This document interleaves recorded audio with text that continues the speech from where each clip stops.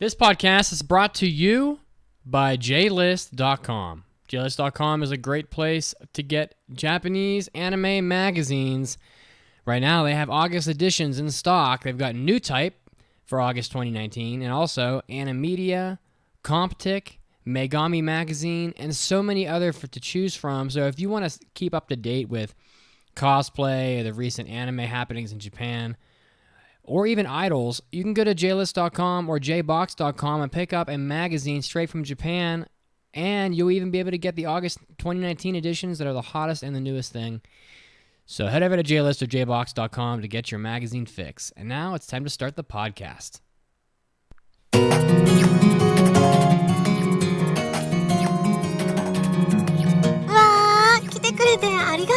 You're listening to the Anime Addicts Anonymous Podcast. Take your anime addiction to the next level at AAAPodcast.com/join. And now, here are your anime addicts.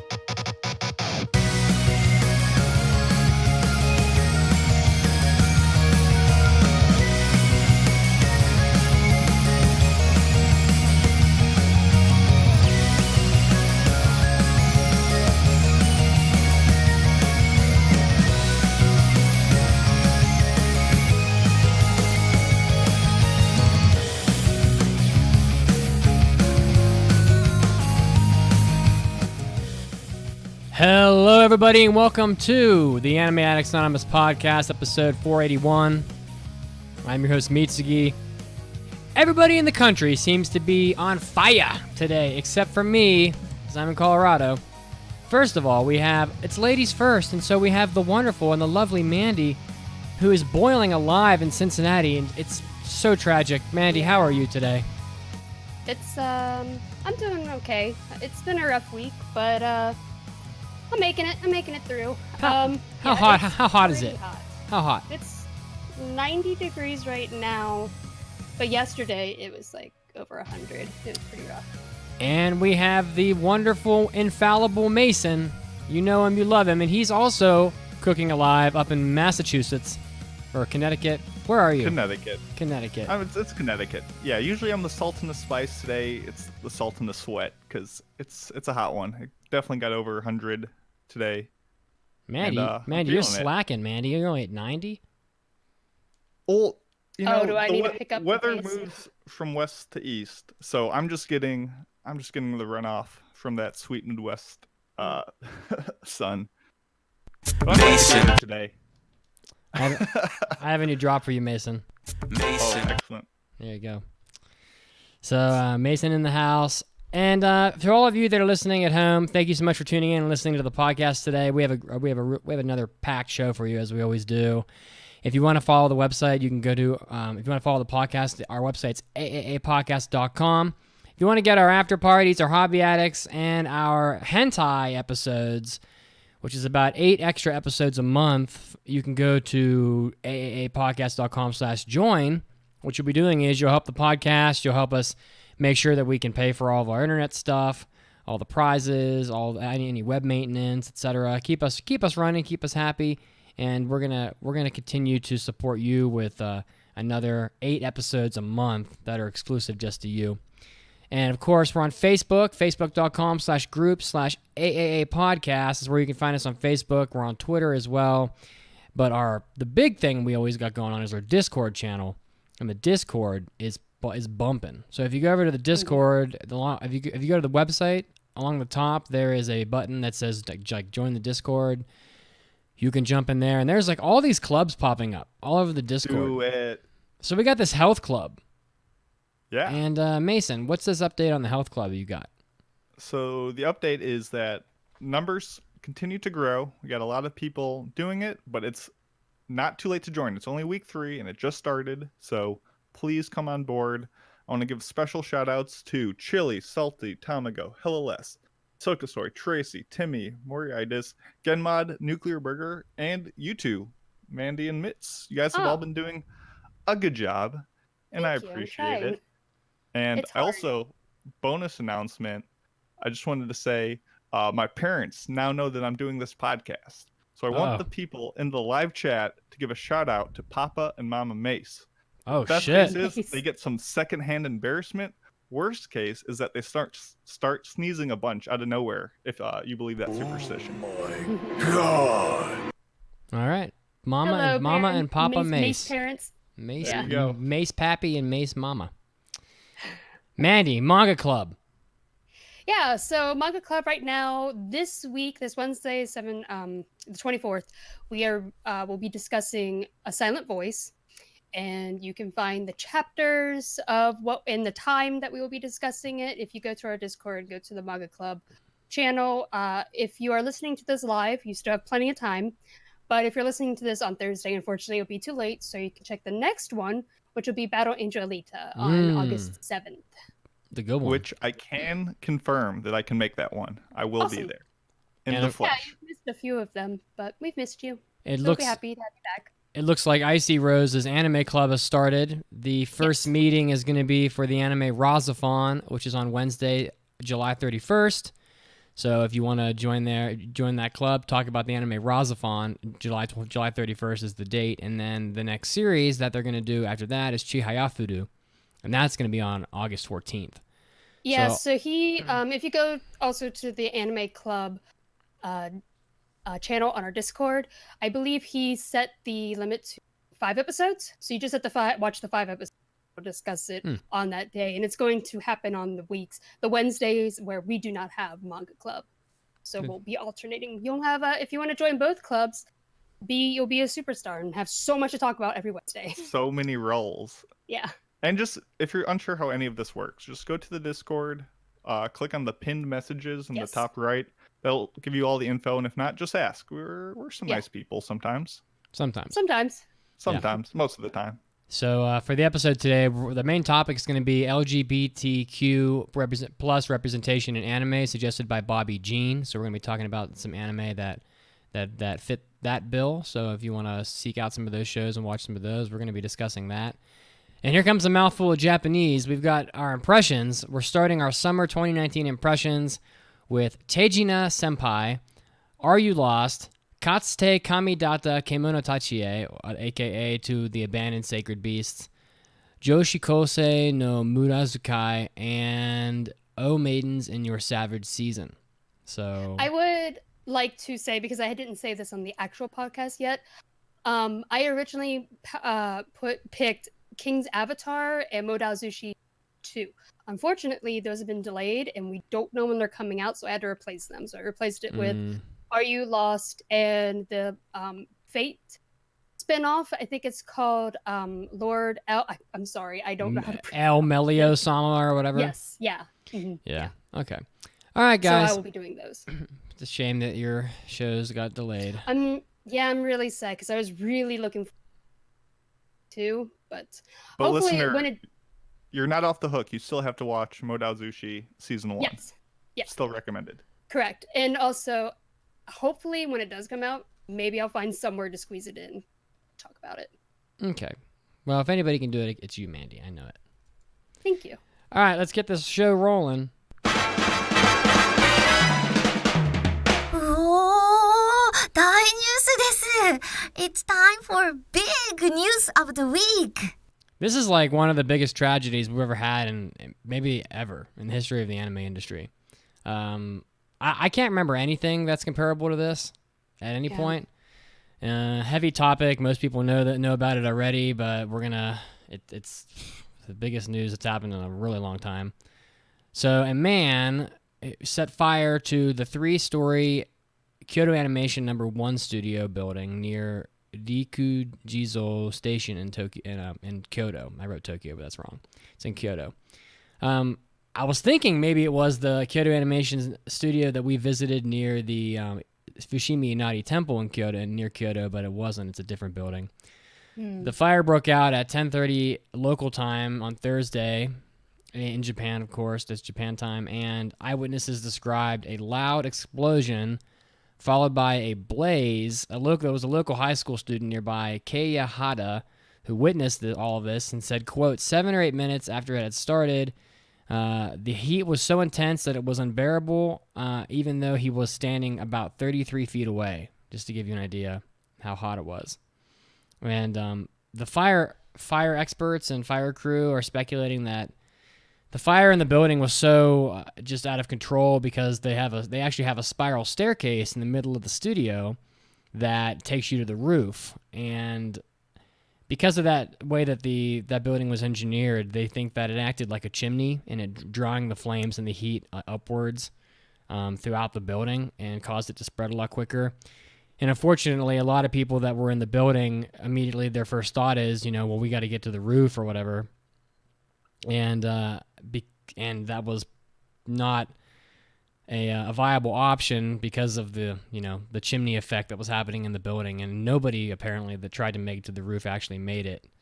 And so it was just a terrible tragedy that happened, and there's like pretty much people from all walks of life reaching out on social media, lending support, just words of encouragement to the studio, the fans, the families that are affected. It affects so many people. It looks like about 70 people were in the building when the fire started, and unfortunately, about half of them died in the fire, which is just terrible. And 26 of them were in their 20s and 30s, which makes it even worse. And most of them were women. I guess they had just hired a ton of people into the Kyoto Animation studio because April is the typical like big hiring season throughout Japan for a lot of industries, and so they had just hired all these people that were all brand new, and it's just, I don't know, just terrible. All these people that are starting out in animation, and they're just in their 20s. A lot of them are probably just fresh out of school. They all have their dreams and their lives in front of them, and then this tragedy happens, and 34 of them are in the hospital. So hopefully the majority of them will make it, and we won't have to have any more tragedy. Impact to production, it sounds pretty bad for KyoAni. All of the studio's animation drawings and production materials were destroyed, including computers and electronic storage devices. I really hope they have like cloud backup of all this stuff. They really should, in this day and age, but I mean, who knows? The monetary damages were enormous, says Kyoto Animation president Hideaki Hata in an interview with Japanese media. Quote, "We don't know the full details yet. And people throughout the industry are worried that the losses were going to impact production for years to come. Quote, the production process gets very difficult even when one of the staff members is missing. So the entire studio burned down. It might be difficult to continue the animation production as it is now," said Mushi Production Company Director Toshiyuki Mori. Isn't Mushi Makoto Shinkai's studio? Or am I thinking of something else? I think you're thinking of something else, but I'll double check. I'll look it up. Don't worry about it. So, what do you guys think about all this? I mean, it's Osamu Tezuka's studio. It's awful. Wednesday when I first heard it, I was just going to bed, and I was like, "Oh, that's awful." All I read though was that there was a fire and that there were people injured. I didn't know anything else about it, and I was just like, "This is really awful." My heart goes out to everybody who's affected. And then I went to bed, and when I woke up and saw all of the casualties, I was just sobbing. I think I cried almost every day since then. This is awful, and there's no excuse for it at all. It's tough. Yeah. It's tragic. It definitely spread outside just the anime sphere. I mean, I had lots of people who don't follow anime and just kind of knew that I watch it or am into the culture, came by and they were like asking me questions about it, where I thought, or like, "Oh, is this a big studio? Is it small?" Like, clearly didn't know anything about the landscape of what Kyoto Animation means to the world, but it made news besides our little niche community. Yeah, it's just yeah, it's so tragic. There are ways to support KyoAni. Mm-hmm. I will put these in our live stream channel in the Discord if you go there, so you can find this stuff.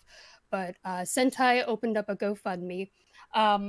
I will say be careful with fundraisers online because a lot of terrible people have put up fake ones trying to take advantage of this. So I think Sentai though you Jesus. can trust. People are so So sick.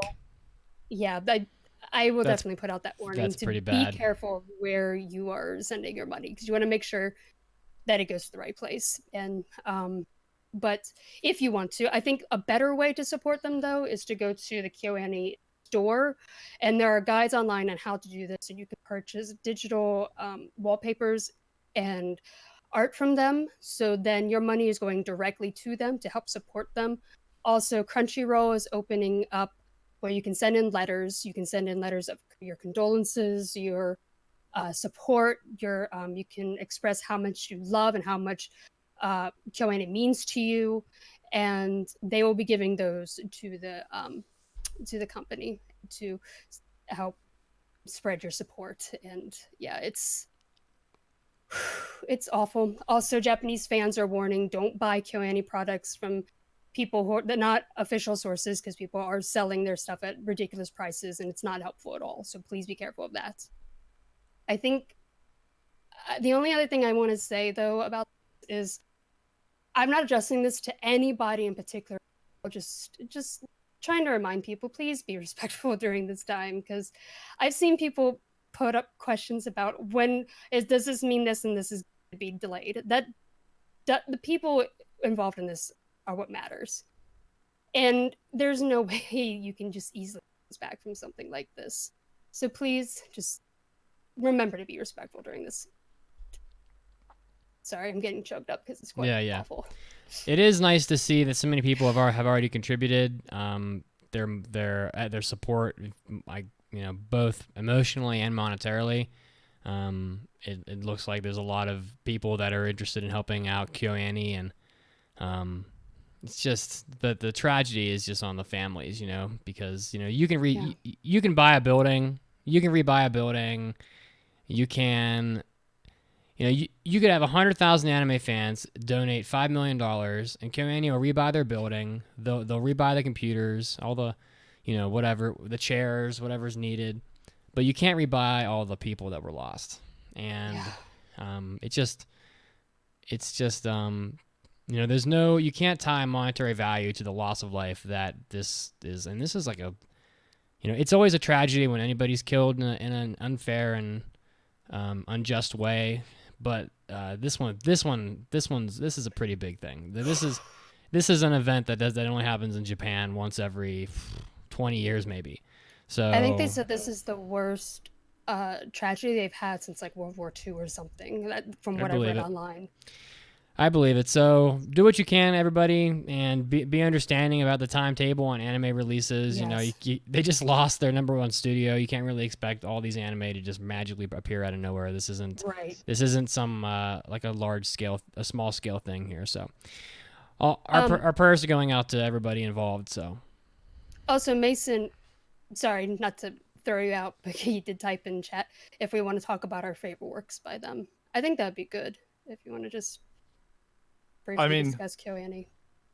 As a whole, I was checking my list, and out of the 130 studios that I have seen some works from, Kyoto Animation, despite its size, it's not that big of a studio, has been responsible for a larger number of works, and 128 out of them. I've seen a lot of their stuff. Yeah. And I mean, looking back, they have been so formative in the interests of and how I grew into the anime fan I am today. And I feel like Keion, Lucky Star, Nichijou, and Haruhi are just some of the most essential works that have really shaped me and just the anime landscape as a whole. I would say for me, before I even knew what any of these studios were called, I was just like a kid watching anime and finding recommendations here and there and just picking stuff up. And the stuff that I really watched, I mean, I've seen a lot of the KyoAni stuff, most of it actually, but the stuff that I think really helped raise me up as an anime fan was the key visual novel adaptations of Air, Canon, Clannad, and Clannad After Story. These are just really great titles that are really early in the life of KyoAni. Air was the second thing they ever did So it's and I was right there with them back in 2005 when when that stuff was out. Those were my college days, the formative years. So yeah, I don't know. Yeah, they've made so many beautiful, heartwarming stories, and I mean, a lot of them are slice of life that have, it's just, I don't know, very warm character interactions. I love their art because there are so many. They pay attention to a lot of this tiny details and movements that make it feel more. I don't know. I don't want to say realistic, but there is something about it that just brings her characters to life. And I think for me, I love Violet Evergarden. That one made me cry multiple times, but also I love Yoka. And I actually just bought it on Blu-ray the other day. But I know that are still a lot of series by them that I haven't seen. I'm trying to fix that now. But yeah, More those than are my almost any favorites. other studio, it feels like they care about every single scene they Yes. put together. And there's Yeah, such a charm to their works. so much passion goes into their works. Yeah, agreed. Yeah, and like Mitt said, like, yeah, we lost the building, and yeah, we lost like tangible art, like stuff that would have gone on to change our lives. But the loss of life is the most important thing here, and that's all we should stay really focused on.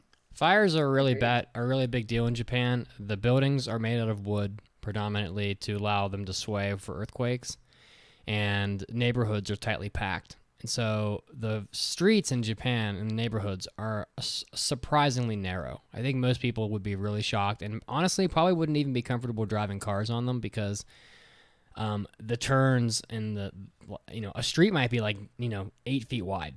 It's really intense, and a lot of the cars in Japan are little, and you've seen all these tiny little K cars and stuff in Japan, and the reason why they're so little is because of these narrow streets, and so the buildings are tightly packed. Fires are a big deal in Japan, and as tragic as this event was, we're probably lucky it didn't burn the whole neighborhood down. Based on what I heard from the fire being so hot and so big, it could have. I don't know. The firemen seemed like they responded quickly, but this is just in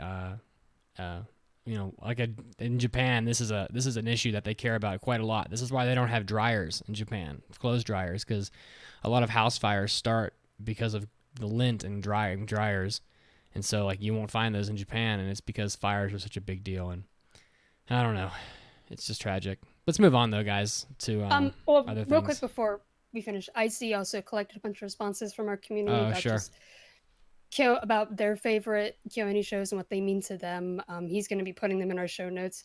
I also think you could put them in the live stream on our Discord as well if you would like to check that out. But definitely, please send your letters to the link through Crunchyroll, so that way they get to KyoAni, because I'm sure all the love and support will definitely help them out a bit. So I want to play Does Mitsuki's Mom Know? Yeah, I apologize because I just put up the warning late and we don't have anybody right now. I'm so sorry. No, it's okay. I got what I was gonna wrapped say up in the topic. What I was gonna say was let's do the retro dive first, and while the retro dive's going, we'll see if anybody chimes in to play the game. That works. See if we can rope in a sucker. Rope in a sucker. We need some revenge for last week because whoever the fine gentleman was last week, he was defeated soundly by my mother. So we need some revenge. But she's a wily one. You got about 5 minutes to send a message, or however you guys are collecting names. Is follow that protocol. But for now, we're gonna do the retro dive, and we'll come back for. We'll also have to switch chats. I'm sorry for people who are listening and not doing this live. We'll have to switch our chats because we're in the wrong chat. All right, here we go with the retro dive.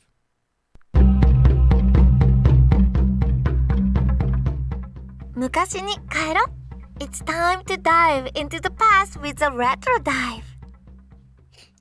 So yeah, I recently binged all of Rose of, and I decided to do a retro dive on it because I really enjoyed it. I binged through the entire thing very quickly. So The Rose of Versailles, adaptation of a shoujo manga by Ryoko Ikeda that released back in 1979, and it was adapted by Tokyo Movie Shinsha. What else did they do? I know they've done a lot. I just can't think of anything. I got you. I'm efforting it. Oh, thank you. But yeah, it's 40 episodes.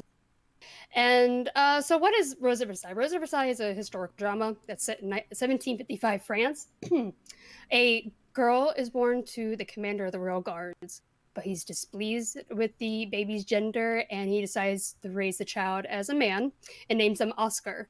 And 15 years into the future, Marie Antoinette, is ready to marry the crown prince of France. And Oscar becomes... I'm sorry.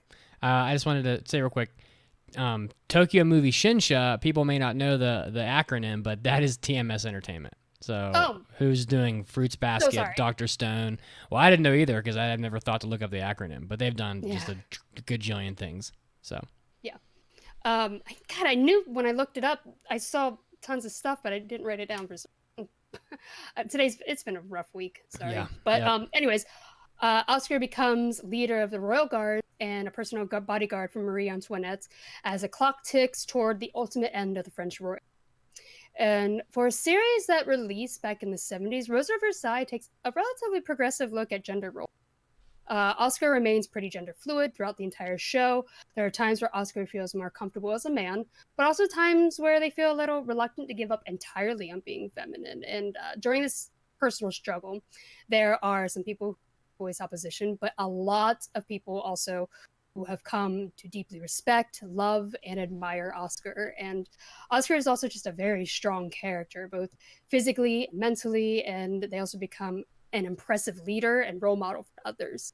The story does also continue down to the end of the French Revolution, filled with a lot of political intrigue with French nobility and plenty of scandals. And while I'm sure there are probably historical inaccuracies within it, the series was still very suspenseful and overall enjoyable to watch. It may heavily focus on the characters, but we also get to see what life was like for the common people and witness their suffering. The story was very well-rounded and composed in a way that made it actually kind of hard not to sympathize with certain events. But yeah, they just recently announced the English translation of the manga. It was funny because they announced the English translation the day I finished my binge, and we made a joke like, "Are they listening to my chats?" But so yeah, that will be coming out later this year, I believe, either this year or 2020. I forgot to look at the date. But yeah, definitely check out the series if that sounds like something that you would enjoy. I enjoyed it. And I believe also Mason watched it. And I think you said you enjoyed it as well. I was the one who recommended it to you. You're right. Sort of. I forgot. I'm so sorry. No worries. No, I liked it. It was a great time. It was definitely classical in more ways than one, but it holds up surprisingly well. And the way it mixes in with real history, I feel like a more learned individual. Yeah. Get learned. Get educated. So, do we have anybody for Does Mitsuki's Mom Know? I think we do. All right, I'm going to jump over to the waiting room, or let's all transfer over to the other chat in the main Discord. Sounds good. All right. So, I'm glad we have a victim today for Does Mitsuki's Mom Know? We need to avenge the Wormy. It's Wormy. Our boy Wormy got shut down real quick. Wormy got my mom straight up curb stomp poor Wormy. And we're looking for happier conclusions today, and Does Mitsuki's Mom Know? So here goes your theme song.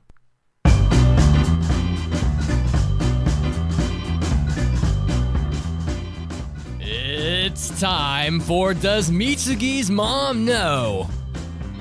The game show that pits Mitsuki's unassuming mother against anime's most basic questions. Now here are your hosts, the Anime Addicts. Just gotta pull this guy in here. I got it. Oh, I can do that. Sorry. Oh, heck. All right. There. We have a victim on the line. What is your name and where are you calling from? Can I remain anonymous? Is that a... That's allowed. You can make Can we up use your name on Discord? Your screen name? Sure, that works. Okay. Daydreamer. Daydreamer Nick. Daydreamer Nick. Are you daydreaming about a wonderful cash prize? That would be nice. Where are you calling from? Midland, Texas. All right, Texas. All right. Not hot at all. Not hot at all down there. Not hot no. at all, yeah. Of course not. Never. So I know you know the rules of the game, but for those people listening for the first time at home, my mother, she knows some things about anime, but she doesn't know all that much. Be careful with the background noise there, my friend. And your job, Nick, is to guess whether my mother knows the answers to some of anime's simplest questions. And if you can get 3 out of 5 correct, you're going to win probably like a Porsche or a Lamborghini. That's funny. All right, so I do have a sample question for you, so you can kind of get your feet wet here. No pressure here. This is just a practice question. Are you ready to play the game? Sure. All right, here comes your sample question. What piece of clothing of May's do they find near the lake in the anime My Neighbor Totoro? Oh, that's a hard one. It would depend on how often she's seen it, too. Yeah,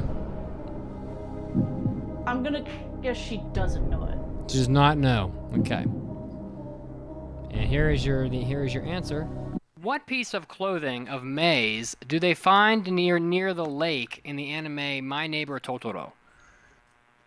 They find one of her shoes. Yeah. Yep, that's We right. all We all thought she was dead, didn't we?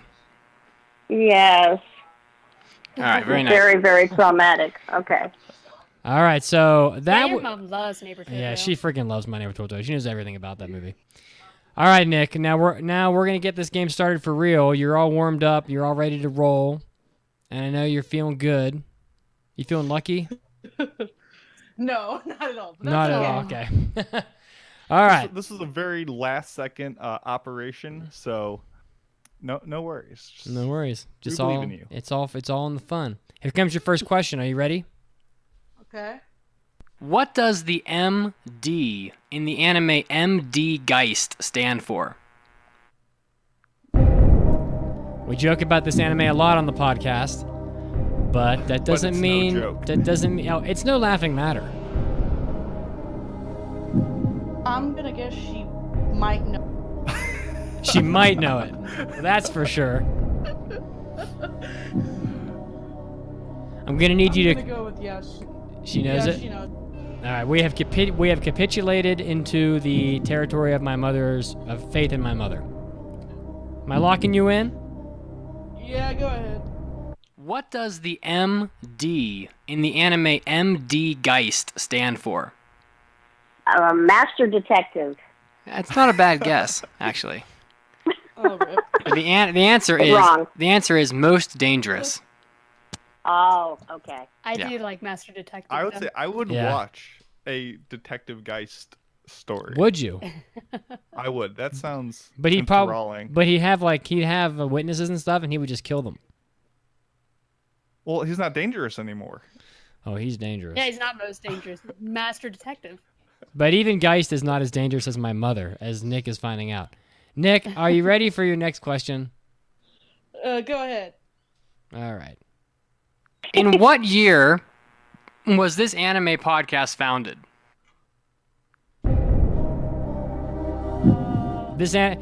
In case you don't know, this I podcast. would hope she knows this. This podcast is almost exactly 10 years old. We were founded on July 29th, 2009. Oh, man.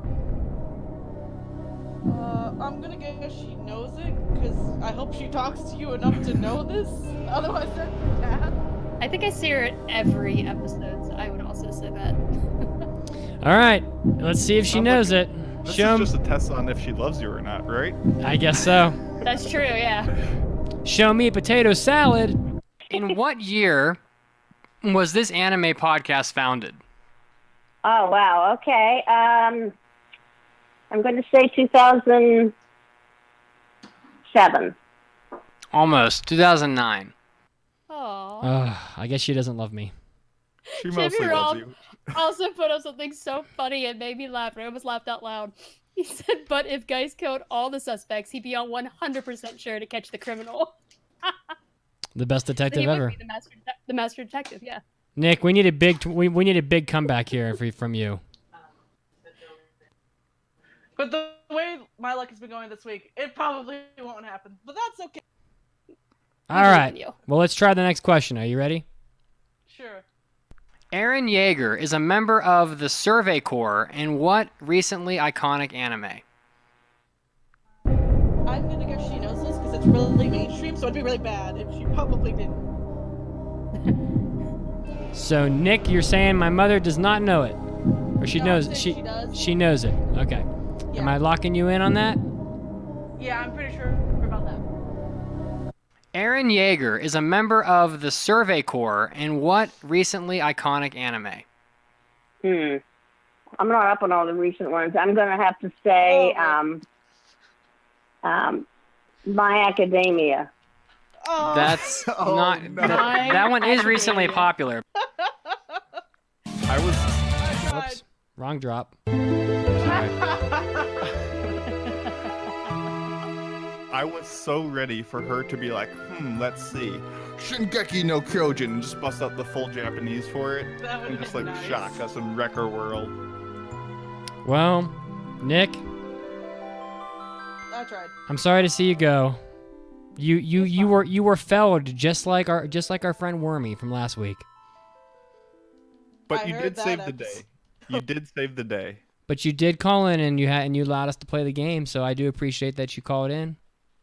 Yeah, no problem. I hope your week gets I'm better just for at you. home playing Mass Effect, so Okay. Well, Thanks for coming. thanks for calling. yeah, no problem. See you later. Bye. Have a Stay good day. cool. All right.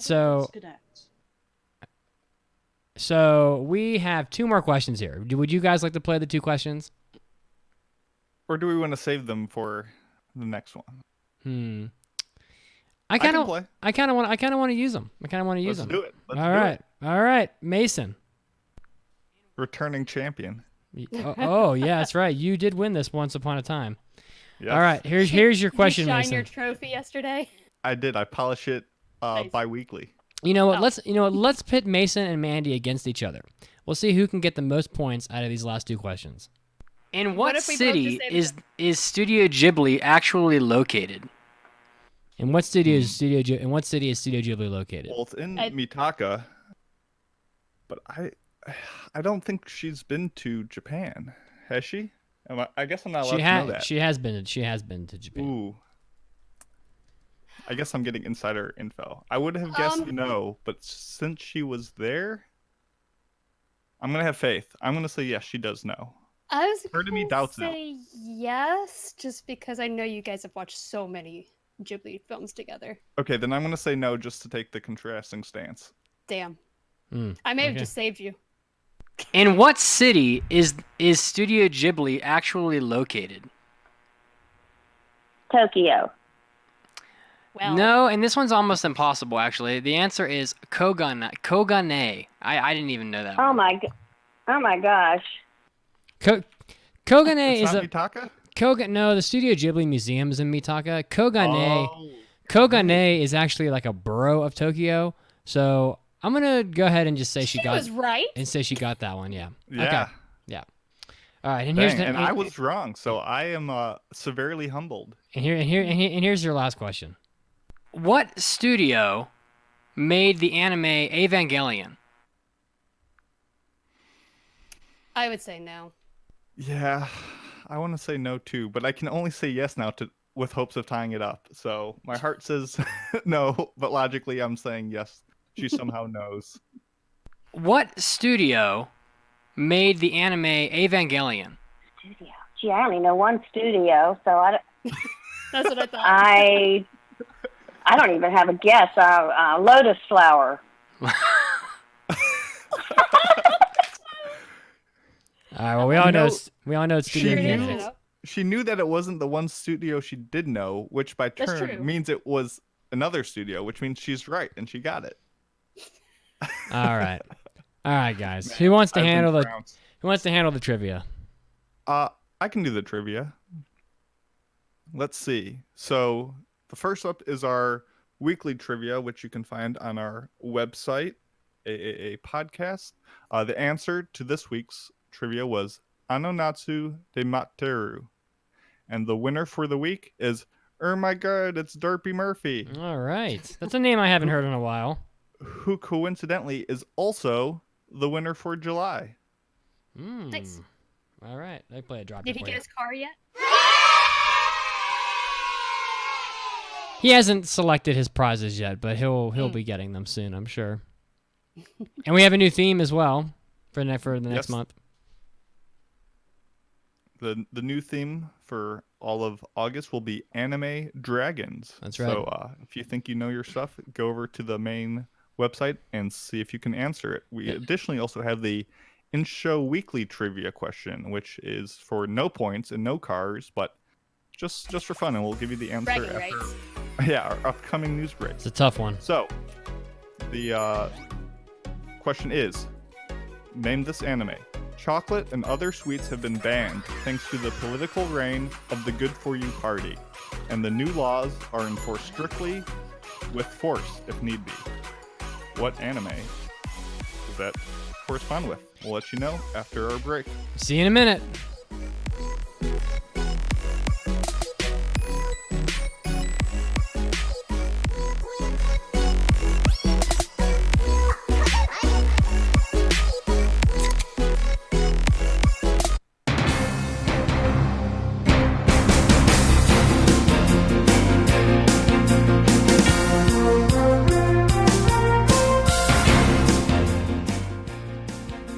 Hey everybody, Mitsuki's back one last time, bringing you another round of anime news. Yet another manga is ending of a well-known property.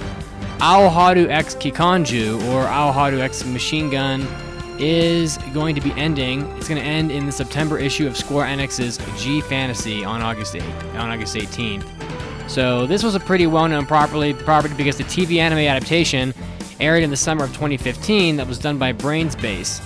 So the story of this property follows high school student Hotaru Tachibana, a girl disguised as a boy, though through strange circumstances she finds herself drawn into the vast world of survival games by a host, Masamune Matsuoka, and the two form a team with a manga artist, Toru Yukimura, to aim to be the best in Japan. Pretty interesting little property. You can head back to 2015 and watch the anime if you're interested.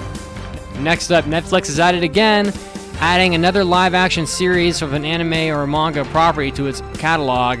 This time, Hado Aso's Imawa no Kuni no Alice, or Alice in Borderland.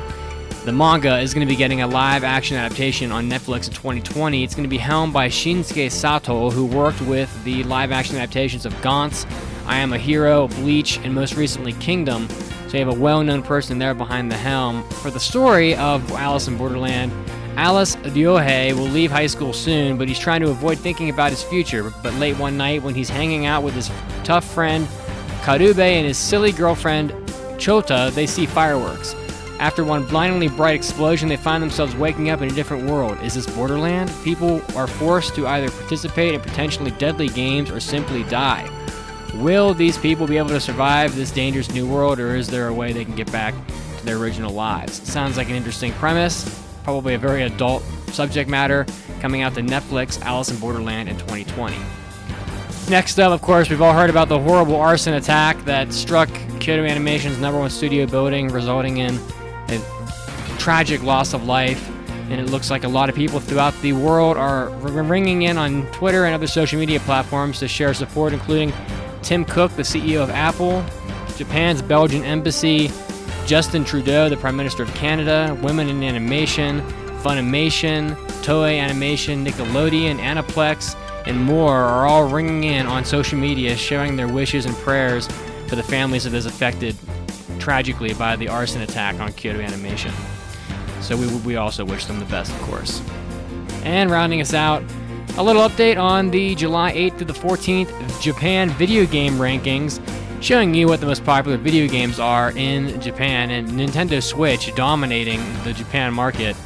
The top 9 of 10 all being Switch games: Pokemon Let's Go, Attack on Titan Final Battle, Minecraft, Mario Kart 8, Super Smash Bros. Ultimate, GQ Powerful Pro Yaku, Yokai Watch 4, God Eater 3, and number 1, Super Mario Maker 2, all rounding out the total of the top 10, of which are all Nintendo Switch games in Japan. This was Mitsuki, and this was your anime news break. And one more time to get back to the podcast.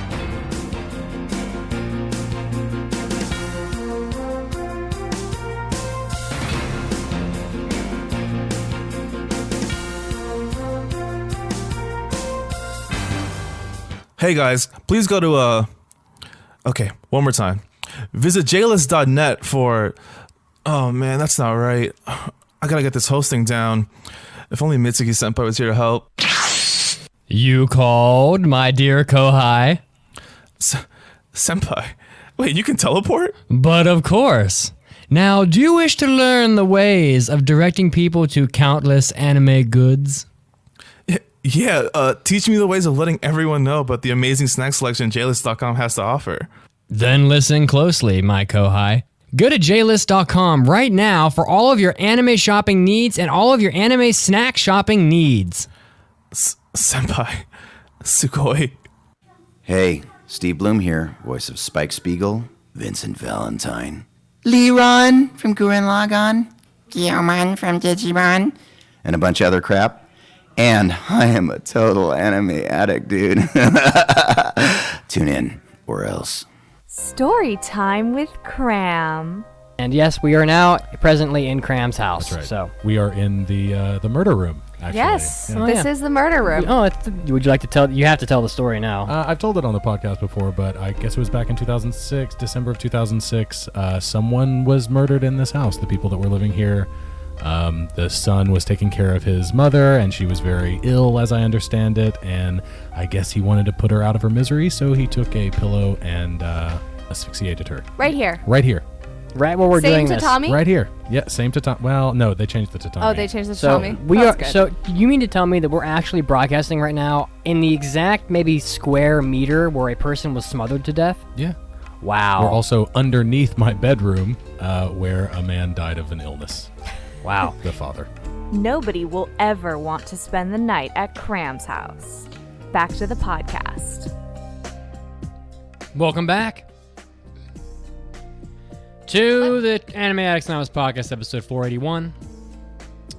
And we've now... When we last left you, we had an in-show weekly trivia question. That's right. And that was, name this anime. Chocolate and other sweets have been banned thanks to the political reign of the Good For You Party. And the new laws are enforced strictly, with force if need be.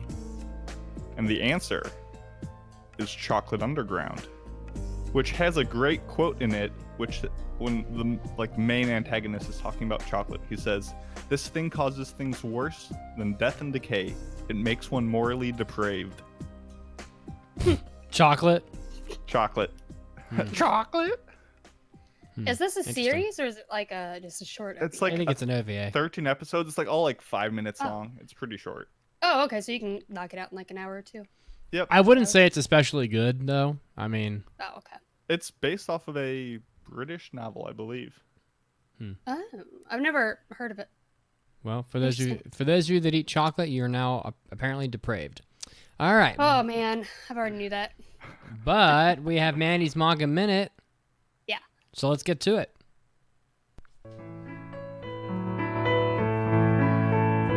And now, let's take a minute for the Manga Minute with Mandy.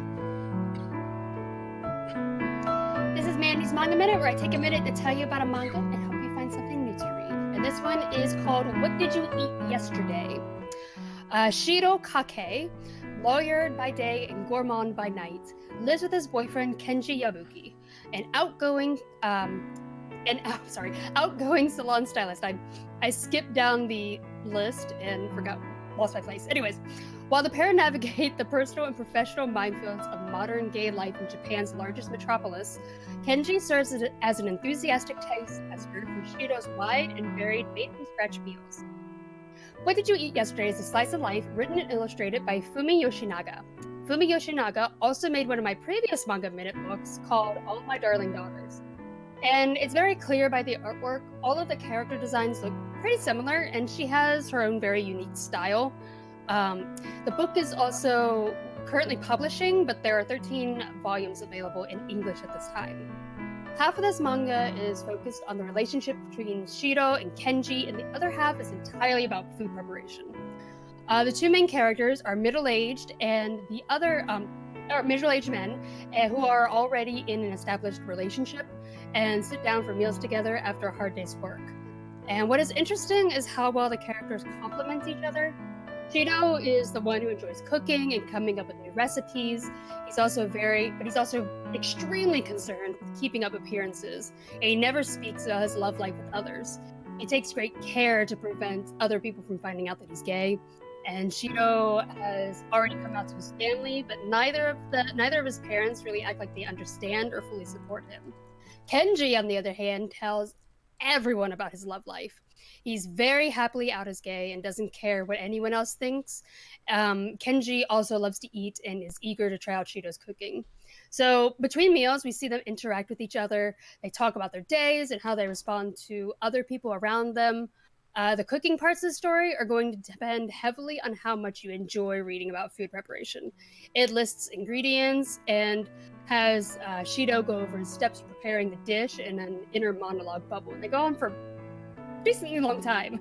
So for some people, this could be very enjoyable. For others, it's part of the manga that can be safely skipped over. It's also important to note that this is not a romance, but overall, I did find it very interesting to see the different drama that comes up between the two and how they respond to other people in their lives. There's also a live-action drama that was announced recently, but I don't know when that's going to air. It was announced earlier this year. But yeah, you can check that out if it sounds like something that you would enjoy. What was that called again? What did you eat yesterday? Yeah, I tried a bit of it out, and I liked most of it. I was a big fan of Shiro, and not so much like his prepping of the meals, but him like shopping and like trying to do it on a budget when he's like, this other store sells them for like a third of the price. Let me just go over there when they're on sale and buy double the amount I need now, and I can replace this with this like low cost alternative. And I liked it. I sympathized with it. Sorry if I break up a lot during this episode. I'm having issues with my vocal cords. I don't know. They feel really like hoarse. Scratchy? I don't know. Yeah, there's something weird going on down my throat. But I'm trying my best. That's what she said. All right. So our main topic today is LGBTQ plus representation in anime, suggested by BobbyJean. We have done a couple of these episodes in the past, but it's been, I don't know, a couple years probably since we did it before, and there's lots of new stuff that's come out and lots of topics to discuss. So it's a very relevant topic, and we should dive right in, and hopefully we can help you guys find some anime to watch that have this like theme in it, so that people that want to enjoy that can do that. So where do you guys want to begin with this? So yeah, down on our notes, I put down a good starting point is just briefly touching up on how LGBTQ characters have been represented in the past, things that we have seen. I know, like you said, that this has been covered in previous episodes. So I don't really want to touch up on too much, like just bringing up old stuff. Yeah. Like, that has already been covered, but different people in different hosts, so I'm sure we all have new things to say. With my experience with anime over I've been watching for so long, but over the time, LGBTQ characters that I've seen from before from before the 2000s, that they weren't represented very well. There are a few good examples, but overall, I've seen it show up more, characters show up more in shoujo than I have in, action or shonen shows.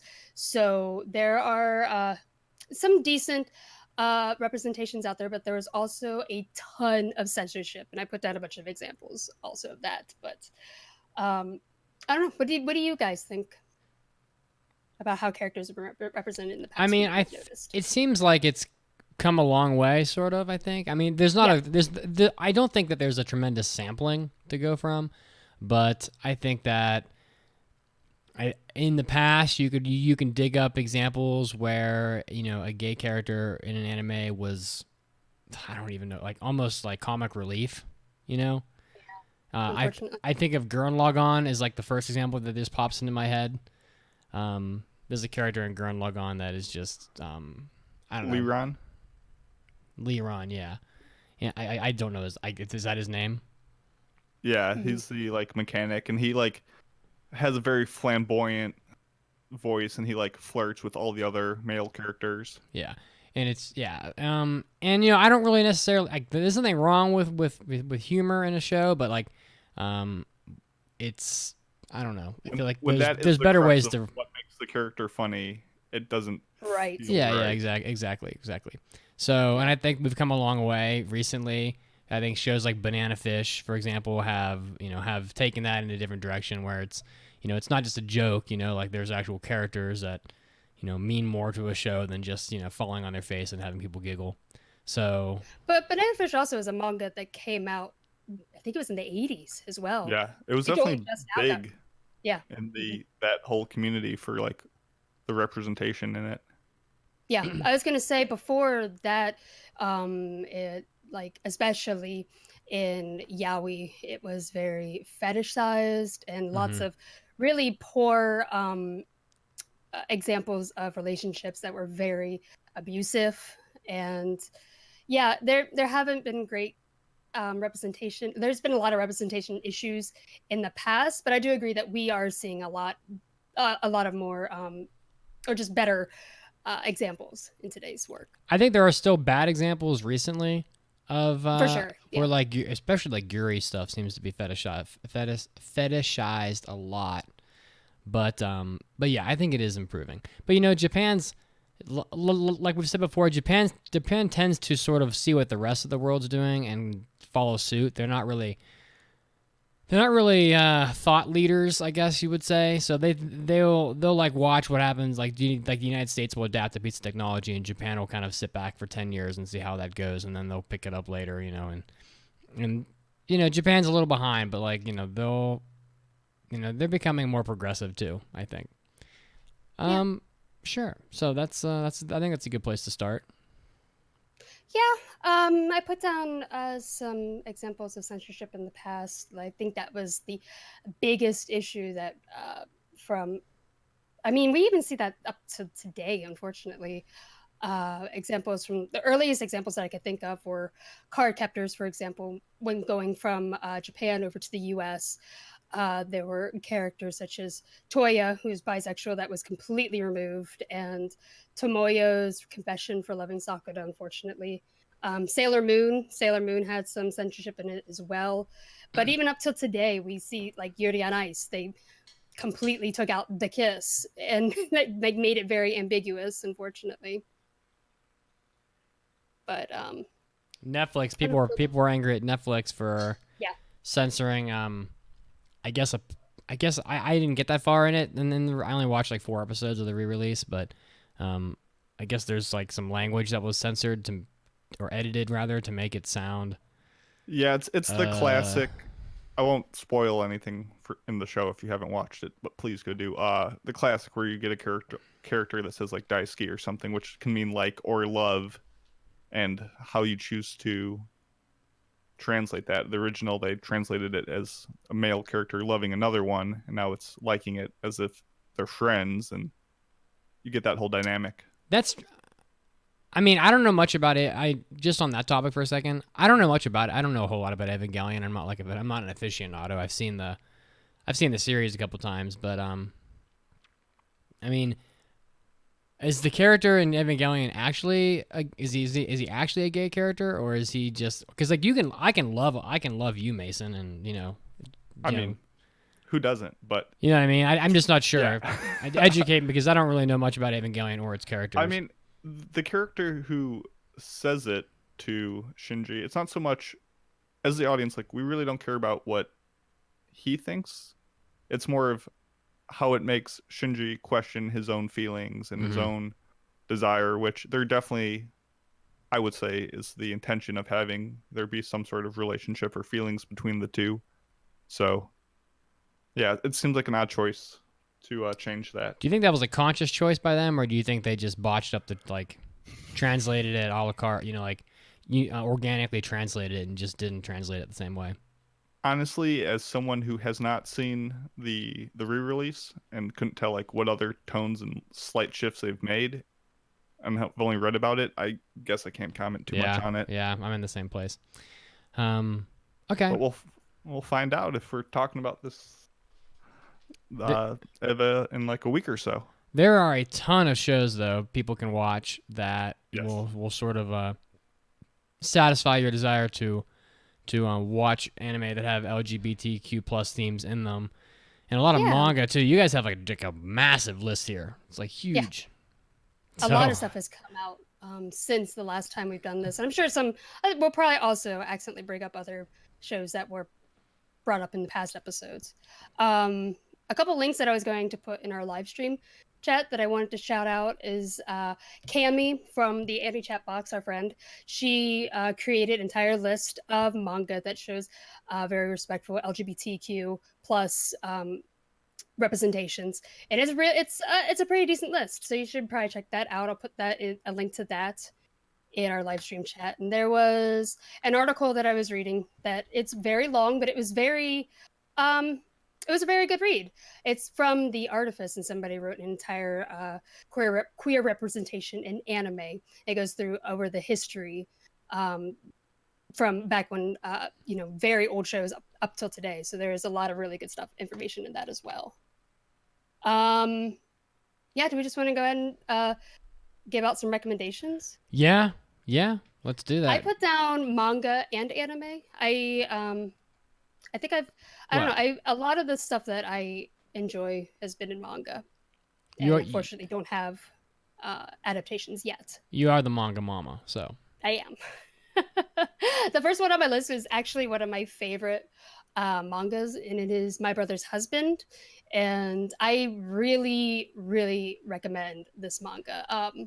It is about a man and a single father living in Japan, and he is his brother came out as gay but moved to Canada, and he didn't really support his brother, didn't ever really try to understand him. He has a lot of prejudice inside of him, but when his brother passes away, his brother's husband comes to meet the family in Japan, and while he stays with them for I think it was a couple months, I can't remember if it's a couple weeks, couple months, but he stays with him and his daughter.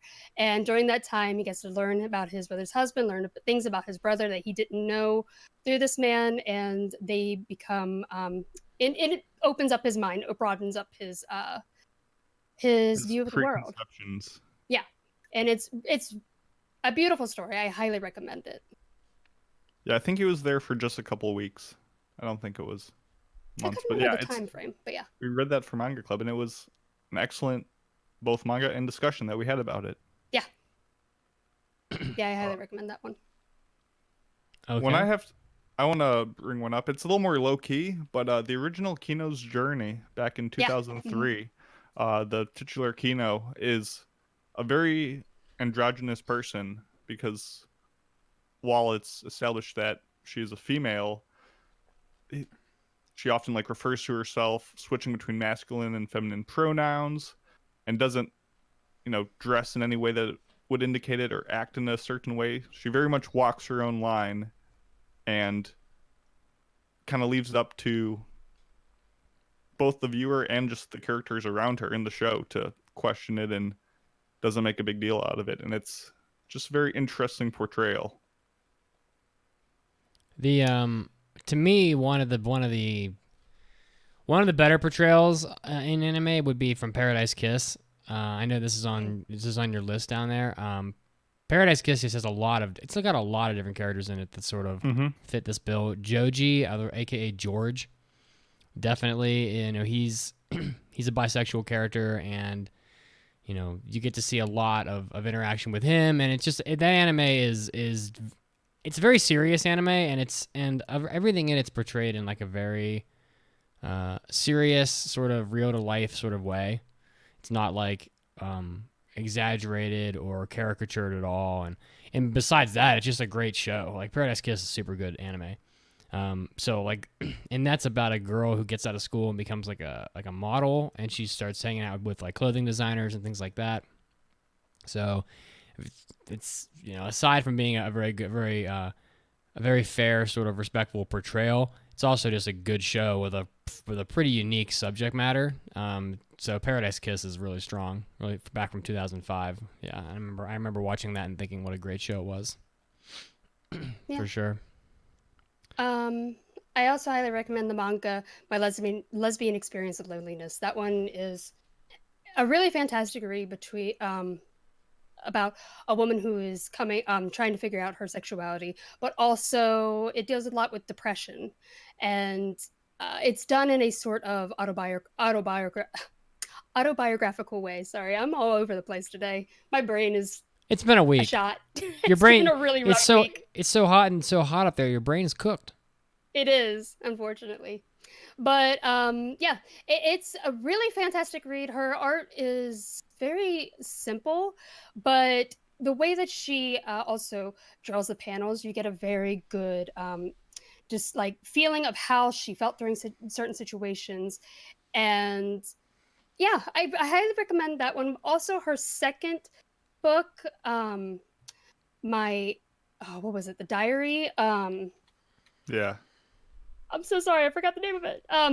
But anyways, that one also is really good, but that one feels more. It is actually framed more as a diary, and that one deals more about with family issues. I'm sorry, My Solar Exchange Diary. That's what it's called. And that one deals a lot more with family issues and anxiety, but that one is also really good. I highly recommend it. These are both by Kabi Nagata, and they're all personal. Some of my favorites. Yeah, they're also very personal stories about herself. So it's not like she just created up a fantasy character. This is her life and things that she has experienced. Another little out there one that had a character that I kind of forgot about till I was making this list was Moya Shimon back in 2007. Oh my god. That's like the one that happens in college where they can like see the microbes, and it's a fun little thing. Definitely doesn't like lean into this kind of thing, but one of the characters is gay and cross dresses, and you know, you get the typical arc of like someone else like sees him dressed up but doesn't recognize him and thinks he's cute, and like that whole like basic comedy arc, which is what it is. But like once the truth comes out, like everyone's pretty respectful and accepting of it, and it's a cool little turn on how they could have definitely, you know, played this up for laughs or done that whole thing. And I think part of why it works so well is that these are all like older characters in college, so they, you know, they're a little more accepting of it, and it's nice to see. It could have gone much poorly, and it was a good little show. I always think about Tokyo Godfathers when we discuss topics like this, because there's I can't remember the character's name, but one of the three main characters is a drag queen in Tokyo Godfathers, and that's like, I don't know, it's kind of a humorous portrayal, but I don't know. I really love that movie a lot. I just think it's a generally like a very feel good film. So I mean, and that's a Satoshi Kon work that I feel like it gets overlooked. Like I feel like people watch a lot of Perfect Blue and they watch a lot of Millennium Actress, but I don't feel like Tokyo Godfathers gets watched quite as much as the others. But it's also like a super strong Christmas movie. If you're looking for an anime to watch this Christmas, Tokyo Godfathers is a really great one because it takes place during Christmas time. And it also has one of the funniest scenes in anime with the guy in the tent with the blowing like wind. They're not windmills, but the little wind things. If you know what I'm talking about. No. That scene is. I don't remember that at all. I'm trying to remember, but when I don't want to spoil it. When he dies and they all stop spinning, and he like snaps back away and they all start spinning again. Oh yeah. I remember that. Sorry, I ruined the best joke ever. Forget about this. You can't ruin Tokyo Godfathers. That movie's way too good. It's got so much heart. Yeah, it does. Two examples. I'm just gonna lump them together.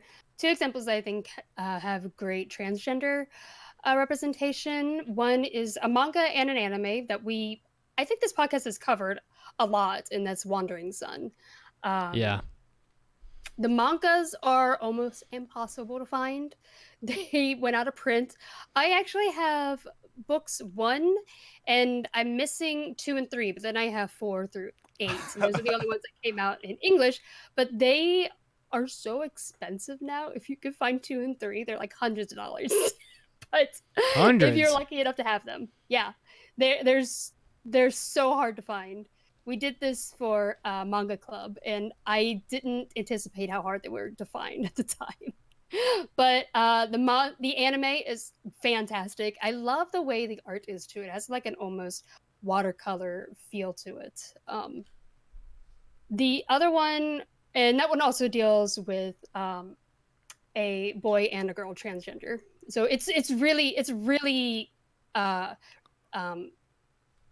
what am I trying to say? I mean, Wandering Sun is like one of the cornerstones of like representation. Right. Sorry. I was trying to think of what I'm trying to say. I was going to say it's not respectful, but a very touching. I don't know what I'm trying to say. Anyways, it's very good. But the other one is a manga called The Boy Was a Bride, and that one is also another autobiographical manga written by a trans woman and about her transition and also marrying her husband. So that one is also very good. I mean, I'm sure it gets brought up every time, but another one of the staples of the genre, I think, has to be Princess Jellyfish. Oh, yeah. With the themes of like cross-dressing and just gender identity. It's not as like realistic in terms of like, oh, I feel like how this actually exists in the world, like with Wandering Sun. But a lot of the issues that are faced by the characters and the mental struggles that they go through to reason with themselves and to support one another is definitely a good message to get behind. I thought for sure you were going to go for Yuri on Ice. I don't want to go for the short putt yet. The short putt? Yeah. I've never heard that expression before. That's a Masonism. Oh, sure. Chalk it up. Chalk it up. Another really cute movie and also manga series is Kase-san and Morning Glories. I love that series. It's so cute. That one is a shoujo ai, and it's a really cute story. But another one that is very similar, like they have the two main characters have a lot of similarities to the main characters in Kase-san, is a manhwa called Their Story. And if you can find that online, you can find that free online, and it's a very cute story as well about a shoujo ai about two very, very adorable ladies. But they have very similar characters where I don't know, their story characters are very similar to the main characters in Kase-san, but that one also, you get a lot from the side characters as well. And they all are so lovely and charming. It's such a cute story. I mean, I kind of almost group that in with Dokyusei or Classmates. That as well, yeah. Mm-hmm. Like, I feel like it's a very similar, I don't know, vibe I get. And it's not like a super long series. It's like an hour-long movie or so. And it's just so well executed.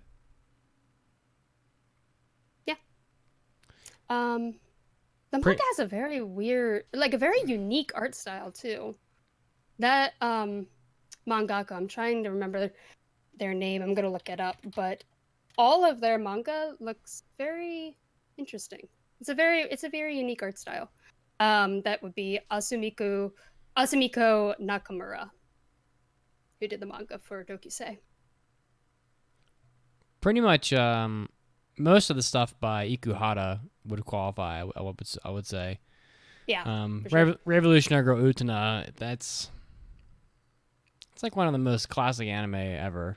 It's but like Ikuhara stuff. While I think most of it would classify in this conversation, I think that Ikuhara kind of requires a certain audience because I don't think everybody's gonna enjoy all the stuff that he's done because some of it makes you think a little harder than you might want to for watching anime, and some of it's a little like confusing and kind of out there.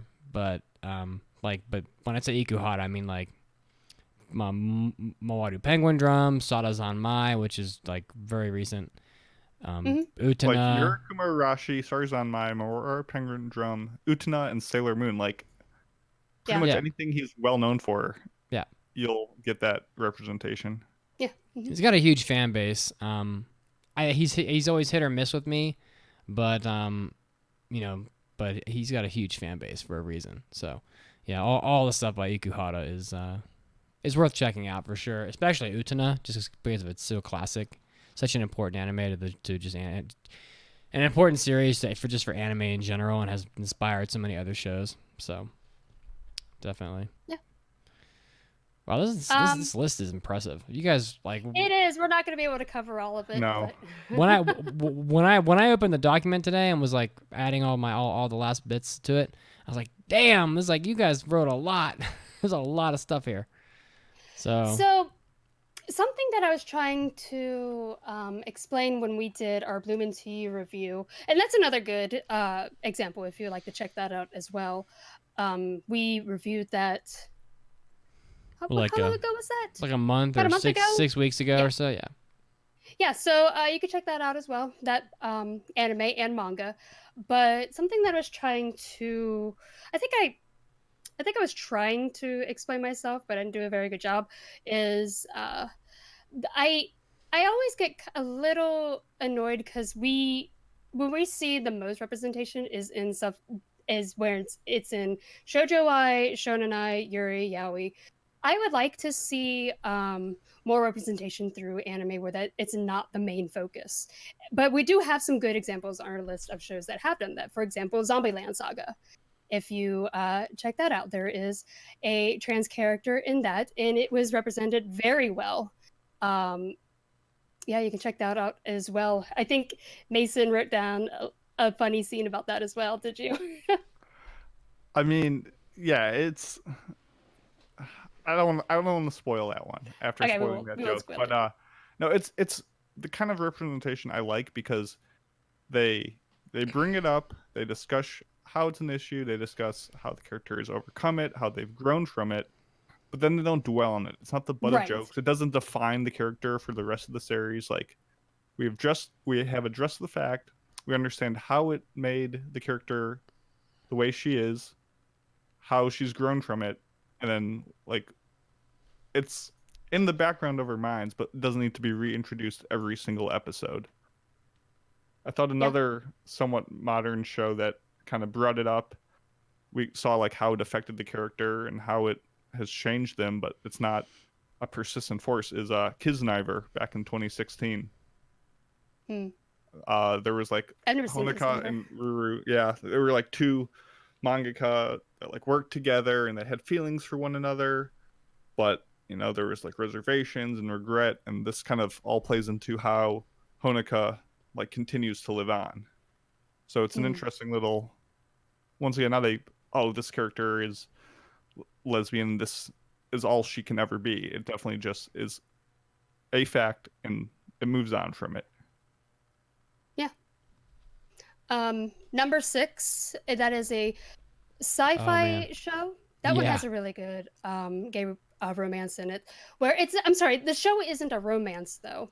But that one also didn't shy away from the romance or the romantic relationship between the two, which I also really like. I think I brought up Yuri on Ice as an example before, where they have a kiss scene where they hide it so that it becomes very ambiguous. Did it happen? Did it not happen? Number 6, I don't want to spoil things, but it doesn't shy away from that. Spoiler alert, there are kisses in it, and it's fantastic. We get some fat smooches. Fat smooches. But we covered that anime a long friggin' time ago. I think my brother covered that. Wow.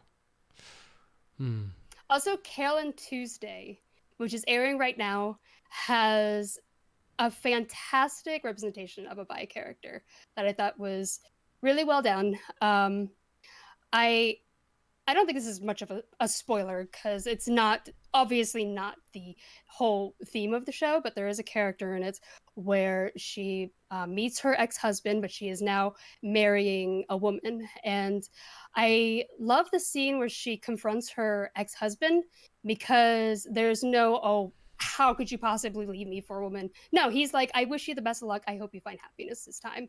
It was fantastically done. I love that example. But you should definitely check out Care on Tuesday when it, I guess I should say, when it releases on Netflix. Comes out. Yeah. No, I know what scene you're talking about, and that's a very touching, charming scene. Yeah, I love that scene. I don't know. Do we have anything else? I don't have much else. I just think that I would say that if you're a person who wants to track down a lot of these shows and experience a lot of this, if you get our show notes off the website, I upload them every week, and the list on the block is just tremendous. I mean, there's like 90 shows here, so you'll never run out. And if you want to get it, you can get the show notes off of our website. So it's under the bonus content section, and I'll have that uploaded probably tomorrow night. So awesome. Yeah, good stuff. I think we've made a lot of progress, and hopefully we get to see more down the road. Yeah, over the history of anime that I was looking up for this, I mean, both the quality of the representation has gotten better, but just the sheer quantity. I mean, I saw maybe one or two shows from like before like the 90s that even had anything. Right. And like a couple in the 90s, but like starting in like 2006, like mid 2000s, it really just started not in like, oh, it's a fad kind of way, but it just became more accepted. And that's kind of what Mitsuki referenced of Japan waiting to see how the rest of the world is developing and learning off of that. That's great. And I already did an entire retro dive of Rose of Versailles. You should definitely check that out. Yeah, that's another really good. Another classic. Yeah. All right, who wants to do the trivia? I can, since Mason did the last one. This is another Guess That Anime. As a child living in the town of Lawless, he witnessed a tragedy. His parents and younger brother have been mercilessly slaughtered. Man, I'm messing up all today. By a mafia family. Losing everything he holds dear, he leaves both his name and hometown behind. What is that anime? And we'll answer it after the break.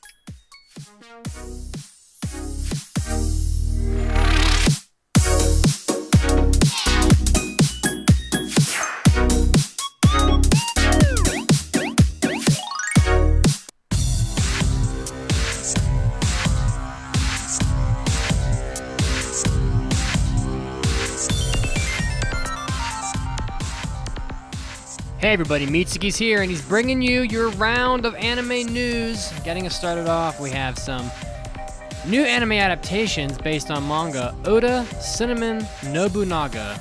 Yes, that's right, another Oda Nobunaga property, as if there weren't already 4 million of them. Una Megurogawa's Oda Cinnamon Nobunaga manga is getting an anime adaptation. It is a historical gag manga that depicts the fictitious reincarnation of feudal lord Oda Nobunaga as a Shiba Inu named Cinnamon in present-day Japan.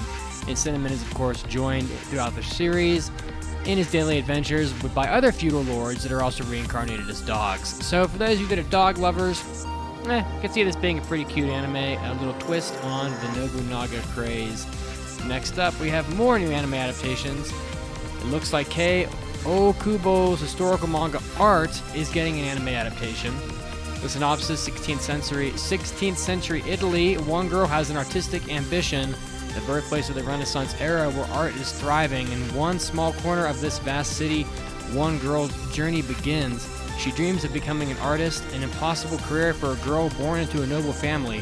In those days, art was exclusively a male profession, with women facing strong discrimination.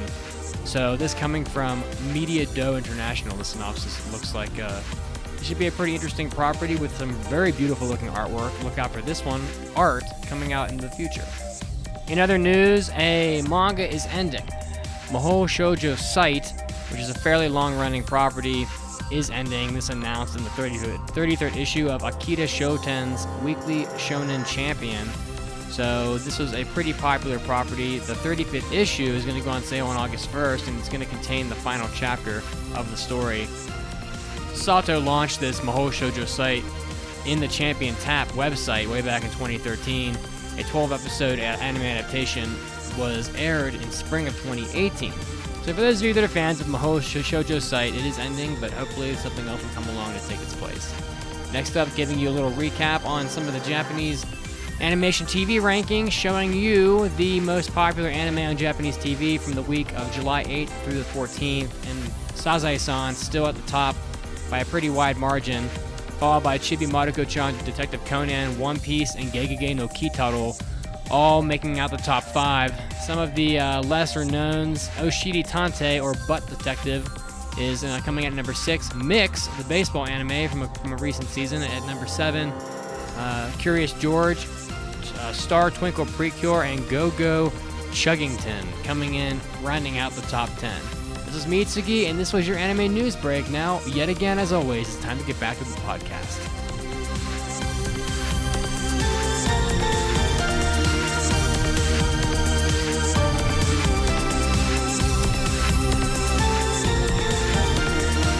My friends are annoyed because they think I have forgotten their actual names. I just call them my senpais and kohais now. I threw a tennis ball at my cat. I was so caught up in the moment and thought maybe I could capture her, and then we could go on adventures together. I purchased a motorcycle just so I could pretend I was Onizuka. I answered the phone with Moshi Moshi. My poor cat. I may actually have a problem. It's time. It's time. It's time.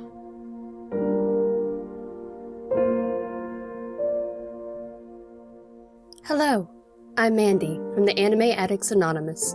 Do any of these symptoms sound familiar to you? Do you have 8,572 waifus? Do you struggle with having the theme song to Attack on Titan stuck in your head, even though Jaeger is the only word you know? Then you may be experiencing anime addiction. If you are experiencing anime addiction, then you should visit our website, AAAPodcast.com. At Anime Addicts Anonymous, we have dedicated ourselves to making your anime addiction worse. Worse! Yes, worse.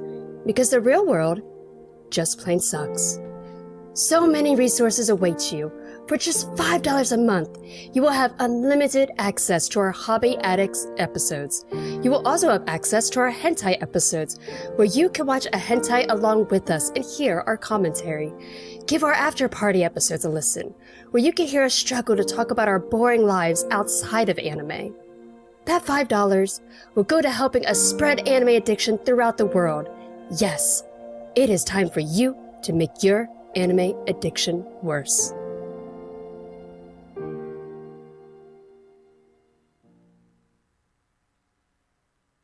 この番組は J-list.com の提供でお送りします。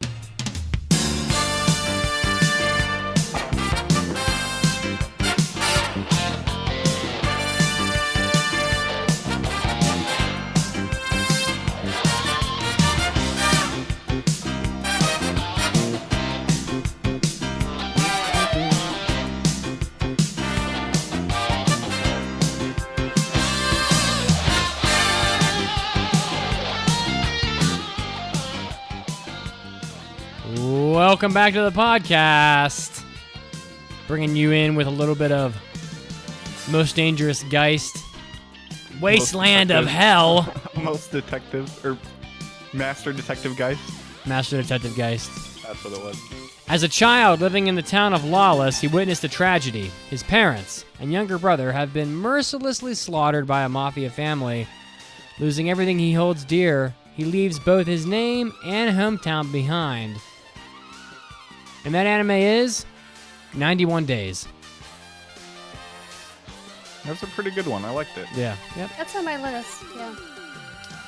It's All been on my right. list since it came out. It just came out last year, wasn't it? Or was it 2 years ago? I thought it was at least 2 years ago. Might be 2 years. Yeah, it feels like it. So now we've got our 5-star review, and after we get done with that, we're going to be doing our first round of impressions. So let's just get right to it.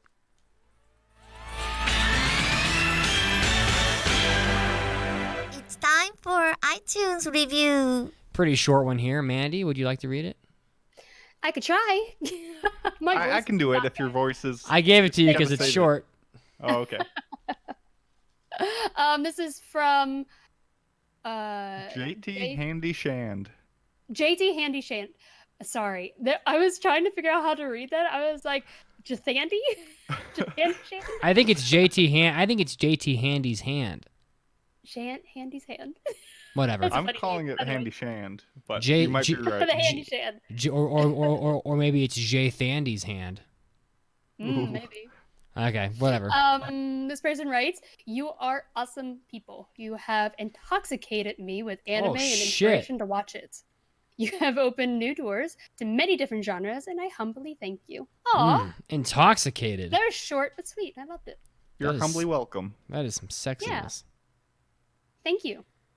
All right, well, as we always do, we do have impressions on the podcast to do, and we've changed our impression system a little bit. So we no longer necessarily must pass 8 of these shows from the summer season. We are only required to.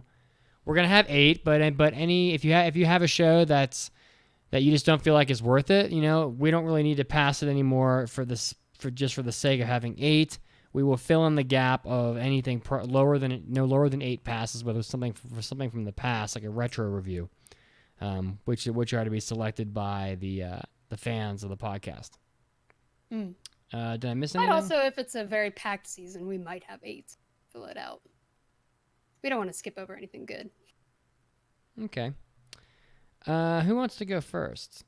First of all, we have Tejina Senpai, Are You Lost? Katsute Kamidata Kemono Tachie, Joshi Kosei no Muda Zukai, and O Maidens in Your Savage Season. So that's what we're going to be doing today. Who wants to... Oh, wait. I can't forget this. Today, we're going to be doing impressions. Impression time! Believe it! There. Now we can do it. Excellent.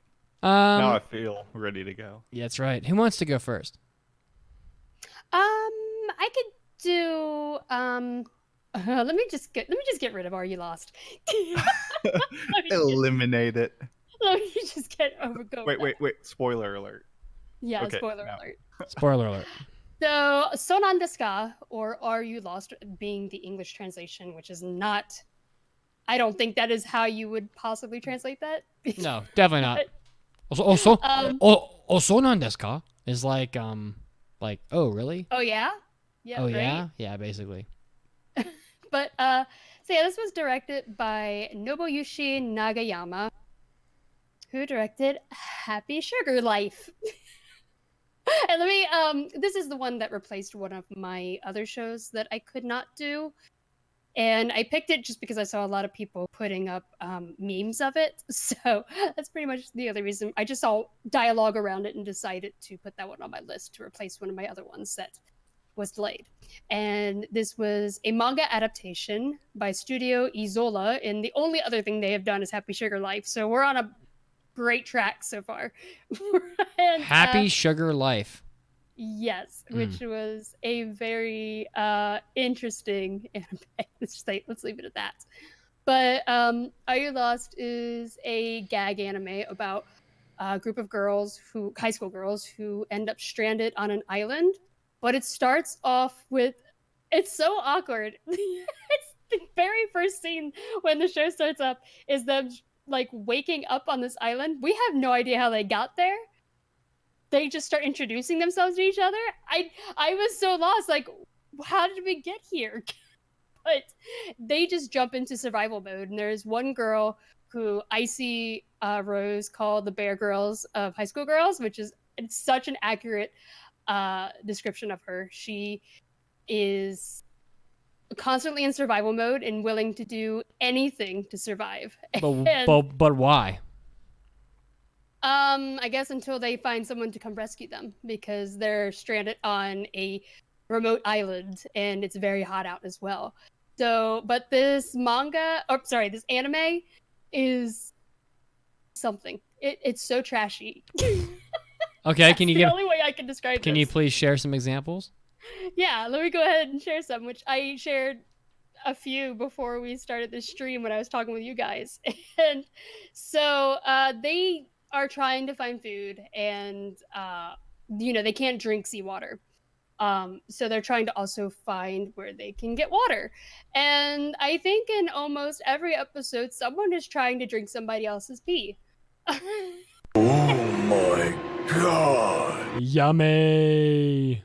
The Bear Grylls girl, whose name I can't remember, the first thing she does is catch a fish, but then she wrings it out and drinks his blood. She's like, we can drink blood.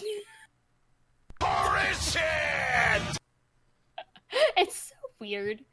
It's something. Does anybody pee on anybody else? Oh, they try. One girl tried to pee on another girl's face because she was severely dehydrated. The second episode, a girl starts taking off her panties and tells the other one, if I end up peeing, I want you to be the one to drink it. I don't know what else to say. Whenever I do impressions, I take notes.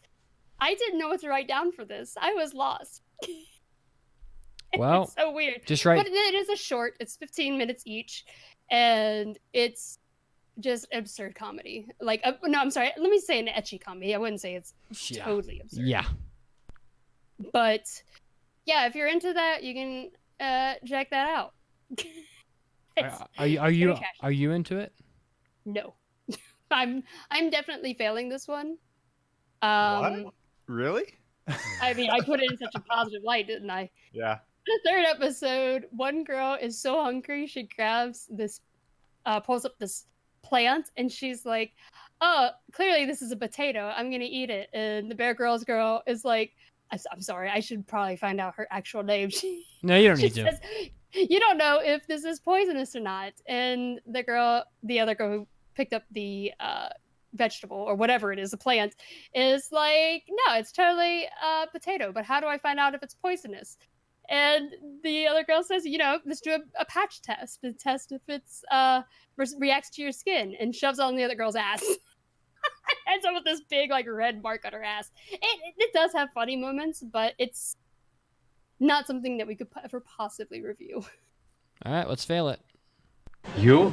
If I knew it was for you, I never would have given it to him in the first place. I would have taken a hatchet and smashed it to pieces. No soup for you. Come back 1 year.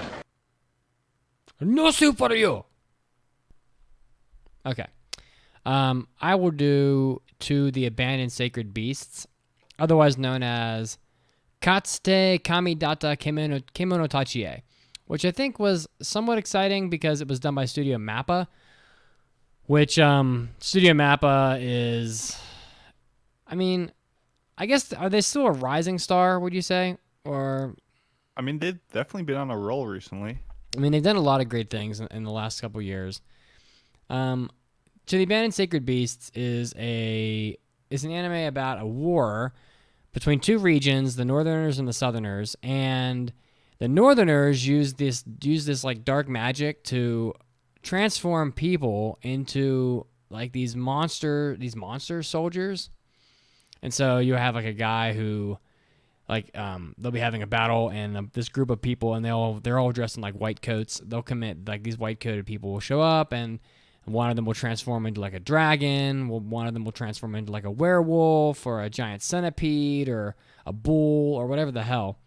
And with the power of these incarnates, they call them, which are the Southerners are completely overwhelmed, and the Northerners easily topple them, and the war ends before too long. But now that the war has ended, what the problem is that some of these incarnates are kind of in the first episode, you could see that some of them were kind of starting to lose their mind. They'd transform, and they wouldn't be able to transform back all the way, and so they'd go to this nurse lady who she dies in the first episode. I can't remember her name. Her name is no, not even in the credits here. Some nurse lady who will inject them and help them fully transform back. But inevitably, sometimes the combination of being at war and also having to transform yourself into a monster is just too much for these people, and so they start to lose their minds and lose their human identity. And so what happens is that after the war is over, you have some of these leftover incarnates that are causing trouble. And there's a guy whose name is Hank, and he shows up one day at this girl's name. Her name's Nancy Bancroft, and he shows up at her like farm/house, and her father had been sent off to war in the prior year, and because he's an incarnate, and so the military came and took him away to help so he could help fight. And he comes back, but he's not able to transform back into a human anymore because he's a lot like these other guys that have been affected. And so he's this like giant dragon. And it's very like funny how the girl, who's probably like 14 or 16 or so, and all these little kids that she's got there with her that are like probably like Promised Neverland age, 7, 8. They're all like very immediately accepting of the fact that this dragon is their father and that it's not dangerous at all. So like they run up and like hug his nose, and he's huge. He's like Puff the Magic Dragon. He's like giant. And I'm just like, that's such bullshit. Like these little kids run up to this dragon and like they'd be so freaking scared of that thing. There's no way they'd run up to him. Anyway, so the dragon gets killed by Hank because Hank's job is to go around. Hank is the captain of the incarnate group, and Hank goes around and he's killing all the incarnates that are causing trouble after the war is over. He doesn't really want to, but like he kind of has to, and he's the only one that can do it. So Hank kills Nancy's father, the AKA Dragon Man, and Nancy goes off on like this revenge quest to try to find out who this guy was that killed her father and to get revenge. And what ends up happening is that she ends up tagging along with him, and they're going to be traveling. You can kind of see how this anime is going to play out. They're going to travel from place to place, and Hank's going to fight another incarnate pretty much every episode. So he fights a guy in episode 2 who's like a kid, a guy who turns into a troll, and he's been like robbing horse and buggies like on this road to gather money to like help his village, but that's like not the killing and stealing from people isn't really the right way to do things. So Hank kills him, and then in episode 3 they travel to another town where a guy who was very good at building castles. He would transform into an incarnate, and he could like build a fortress in the middle of the battlefield in like one night. So, and that was his like skill, and so he's like destroying people's houses in the city and are using the materials from the destroyed houses to build up this like giant fortress because he's paranoid that the war is not over and that everybody's coming to get him. So Hank goes up there, and Hank goes into the fortress and he kills that guy. That's pretty much the first 3 episodes. And honestly, like I had some pretty high hopes for this show, but it's really not doing it for me. The story is super weak, and you can just see where it's going. Hank is going to continue killing these incarnates one at a time, and ultimately it's just not going to be that interesting. It doesn't look bad. Like there's some decent action scenes in it where Hank will either be fighting a monster as a human, or Hank himself is like a werewolf. So in the 3rd episode he has to transform to take on the enemy. So he transforms into a werewolf, and they have like a little monster battle. But like ultimately the story's really flimsy, the characters really aren't that great, and it's just not grabbing me at all. So I'd call it like stellarly mediocre, to be honest. That's a good way to put it. So I'm gonna fail this one as well. I fart in your general direction. Your mother was a hamster, and your father smelt of elderberries. Which I'm surprised about because this is Mappa, and I always expect them to be doing something good. So I expected more from Mappa this time around. I haven't watched that one. You can skip it. I'm watching a lot of shows that are airing this season, but I haven't picked up that one yet. Well, it's now eliminated. Next up. I'll go next. I've got a Tejina Senpai, or Magic Senpai, which is done by Linden Films, which I usually expect bad things from. The only stuff that I've kind of liked was last year, in the summer, they had Hanabado, which was pretty good. It definitely showed off their like chops that they could actually produce something that didn't look bad, because the only other good thing I liked was Secco Boys, Oh, yeah. And this show is much more in the Secco Boys vein. Oh, I'm going to love it. But, yeah, we'll see. So, this is another short. It's 15 minutes long. And back when I picked this was my number 12 pick, and my 5th selection, I guess. Is because, like, shows like Surizuri Children, Senryu Shoujo, and, like, Skullface Honda-san, like, those are all shorts that I really liked. I was like, oh, let's hopefully keep that going. And keep the good times rolling. And it's set in high school. You get the main character, which is assistant. That's what he's called, assistant. And you have the similarly Creative. unnamed senpai called Senpai, and it's just those two characters. So if you have a Right. really hard time with big cast, this is the show for you. And complicated names as well. Yeah. So this senpai, like, her big thing is magic. Her passion for magic is only surpassed by her inability to perform it. So, like, going in, I knew it was marked as an ecchi, but I was hoping, like, maybe it wouldn't be leaning too much into it. It wouldn't be too overbearing and, like, done with comedy instead of, like, fighting the comedy for attention. And right off the bat, the opening of the show surprised me. The song was, like, super fun. And, like, there was so much creative framing devices and unique animation cuts that I got actually a lot of hope. So I highly recommend checking out the opening because it's a fun time. But to no one's surprise, my biggest problem with the show is the fan service. Because between, like, the ludicrous poses, like the ahegao faces, the way the camera pans, like, vulturously over, like, her in, like, still frames, it's just a little too much. And, like, a lot of times it almost feels like a Newgrounds era Flash game where, like, the gameplay plot setup of the preceding moments, like, clash obtrusively against, like, these just lewd moments. So, like, this issue is compounded both by, like, the good and bad parts of the show. Like, the good is, like, the humor, the comedy of the show doesn't rely on the fan service to get the joke across. And, like, by itself, the punchlines usually come through really well. The vocal delivery and charming reactions of the characters are, like, top notch. They're really well done. But that means that because the jokes don't need the fan service offers no more than that. It adds nothing to the experience.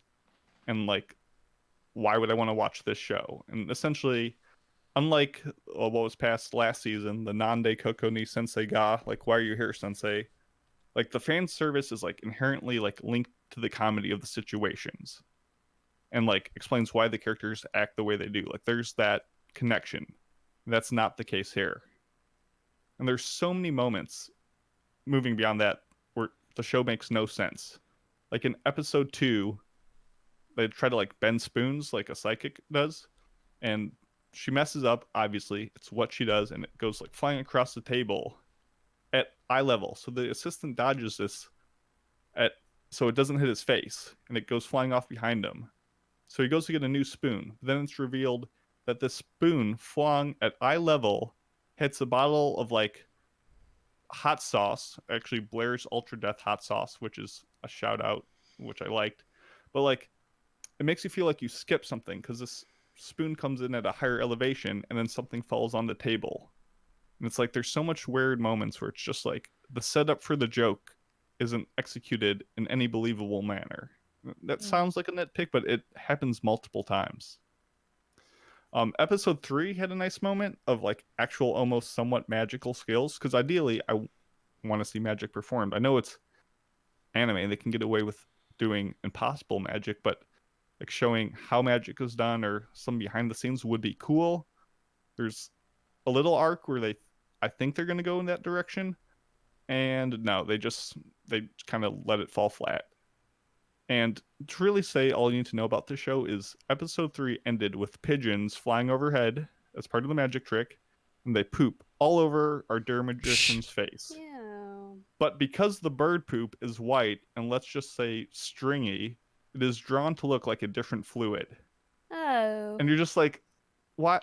No. Why is that a joke? Yeah, like, it wasn't funny, and it wasn't even drawn. It was too, like, I don't know. And then the ending, like, song, in complete contrast to the glorious, fun, inventive opening, is literally and figuratively on the other end of the spectrum. It's just literally 90 seconds of pinup shots with the magician Senpai and like a cavalcade of outfits, and it's just too much. Like, if you love your ecchi brazen and sprinkled with some predictable but well executed chuckles, like, give this show a shot. Like, it is for you. And it excels quite a bit more than I was expecting in a lot of other fields. But like, for being a half-length show and like being a comedy of like instances, because these are just like 3-minute skets, little scenes, and then it goes to the next one. Like, you will very quickly figure out if this show is for you or for not. And if you're really attracted to her design, I want to see more of her, like, give it a shot. But for me, it's an easy drop. Shall not pass! You shall not pass. Okay, so I think I'll go next because I think Mason and I are the only ones that have one left. My next one is called Wasteful Days of High School Girls, or the Japanese was the Joshi Kosei one, or Joshi Kosei no Muda Zukai, if I pronounce that correctly. Sorry. English name, Wasteful Days of High School Girls. And this is a manga adaptation. It's being directed by Hijiri Senpai, and the studio is Passione, which I couldn't really find anything that they've done. It's I don't know, it was really hard for me to find information on the cast, but I don't know, maybe it's just things are not updated on Mal. I had to dive into other websites to find more information on it. But Wasteful Days of High School Girls is a gag anime about 3 girlfriends who are just basically being stupid in high school. They have each of them have a nickname for each other. Robo is very robotic. Ota is named that for being a massive otaku. And Baka is just, I guess, the dumb girl of the group who constantly complains and likes to make things harder for everyone else. There are also a few other side characters who come and go. And I know that comedy is very subjective for everyone. But for me, I always felt like Wasteful Days wasn't really fully committing to being a gag anime, if that makes sense. Because when I think of something like Asobi Asobase, where the gags are very bizarre at times and often rude, but they're short enough to get the joke and then quickly move on to the next one. Asobi also had fantastic reaction images with their characters that also enhance the comedy. But Wasteful Days, I don't know, feels far tamer and the jokes are more spread out. So they're not as punchy, and I mean, honestly, I don't know. For me, I got bored through most of the episodes. There are a few moments that gave me some good chuckles, though. In the second episode, Ota's drawing a manga, but she ends up asking Robo for her opinions on it. And Robo, of course, responds to everything very literally and brutally. So she's consistently commenting on Ota's drawings as commenting on the poor proportions. And one of the panels is of a guy who's doing a kabedon on a girl. Wait a second, a what? One of the panels in the manga that Ota drew What's of a guy who is doing a kabedon, you know, like the wall slam on a girl, but sorry, I don't know what that is. A kabedon?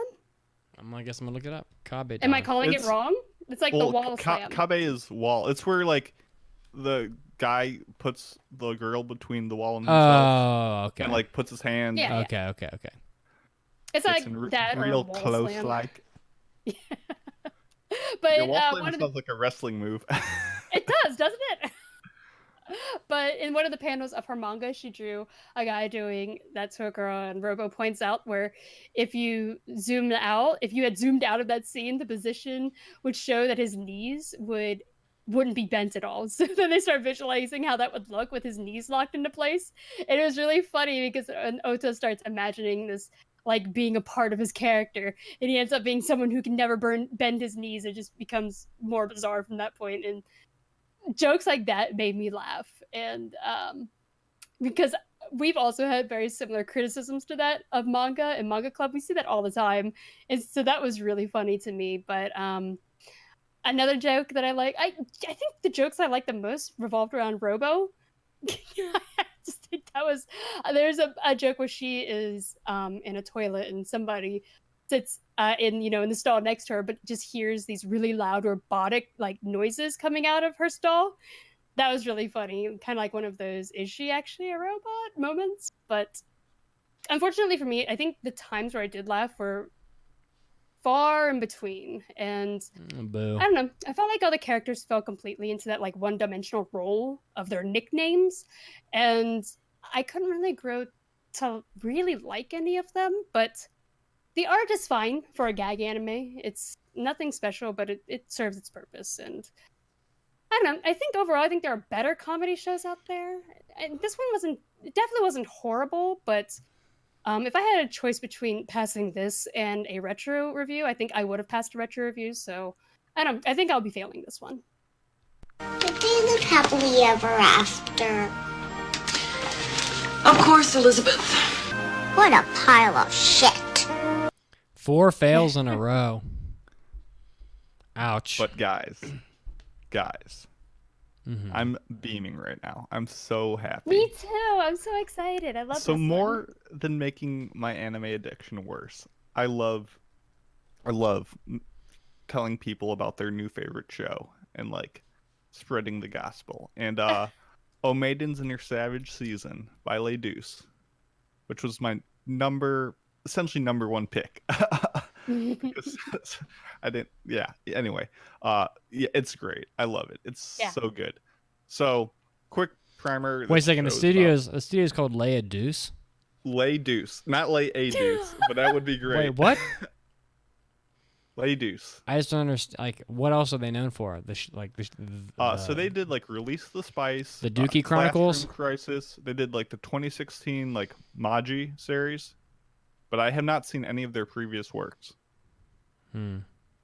All I knew is that it was Mario Okada doing the script, who's excellent, Ando Masahiro directing, who's done a bunch of good stuff, and he did Hanasaka Iroha with her. And I've read a little bit of the manga. And it's about a high school literature club with 5 female people and their path towards adulthood. And by adulthood, I mean sex. Yeah. And it's because great. what else is there? Exactly. Sex. But yeah, so I read a bit of the manga and then I decided to stop, and so I could experience the anime as like for what it was, not compare too much to the adaptation. And as soon as I started this adaptation, I just melted right into it.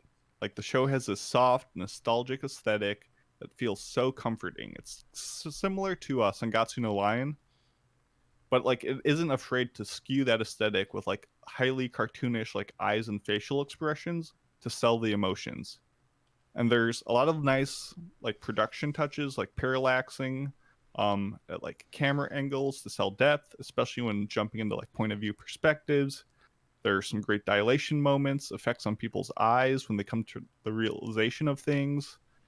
Like, do the characters sometimes look and move like Duplo figures? Yes, but it's never too distracting from the heart and the moments from the show. And a lot of detail really went into it. The characters themselves, which are the key to how you would like a show like this, are all well realized and self-aware, and I love them all. You can see yourself, like bits of yourself in all of them.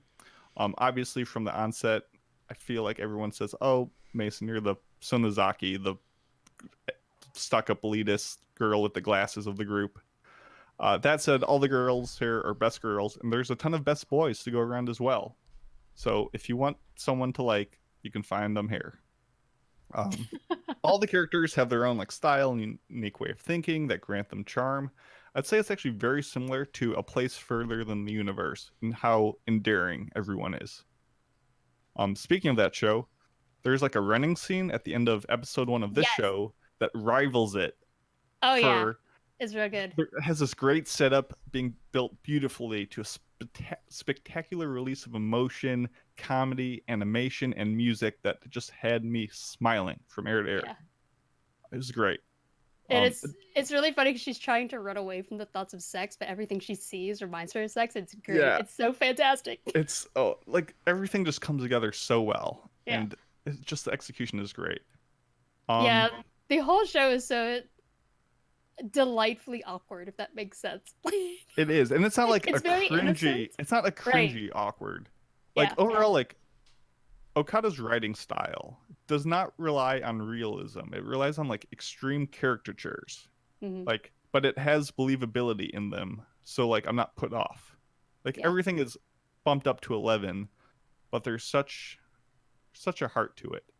And honestly, like as a male, like this is a show about 5 girls dealing with an issue. This like it gives me like a glimpse into this like world of femininity that is like inherently intriguing to me. Like it's almost like an isekai for me, but it lies between the planes of reality that is around all of us, albeit exaggerated because it's for entertainment. So you have this world of girls that exists. I've heard girls exist in the world, I mean, we don't have proof. but it's also a world that I as a male can never truly visit. So like it's like a foot in each of them that makes it so interesting to me. I feel like I get a little peek into it, and it's interesting.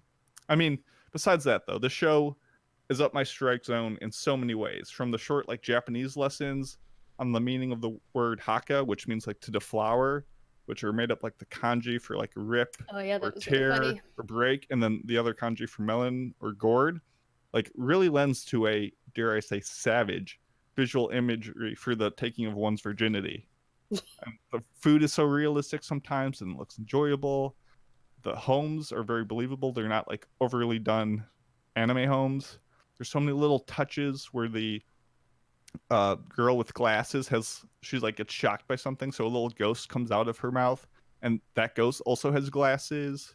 Oh yeah. Or there's scenes where like you see characters talking and you see their legs, but because of their tan, you know like kind of like the implications that go with that, and it helps form a connection before we get the reveal of who they are. Like there's so many touches that are just so well done.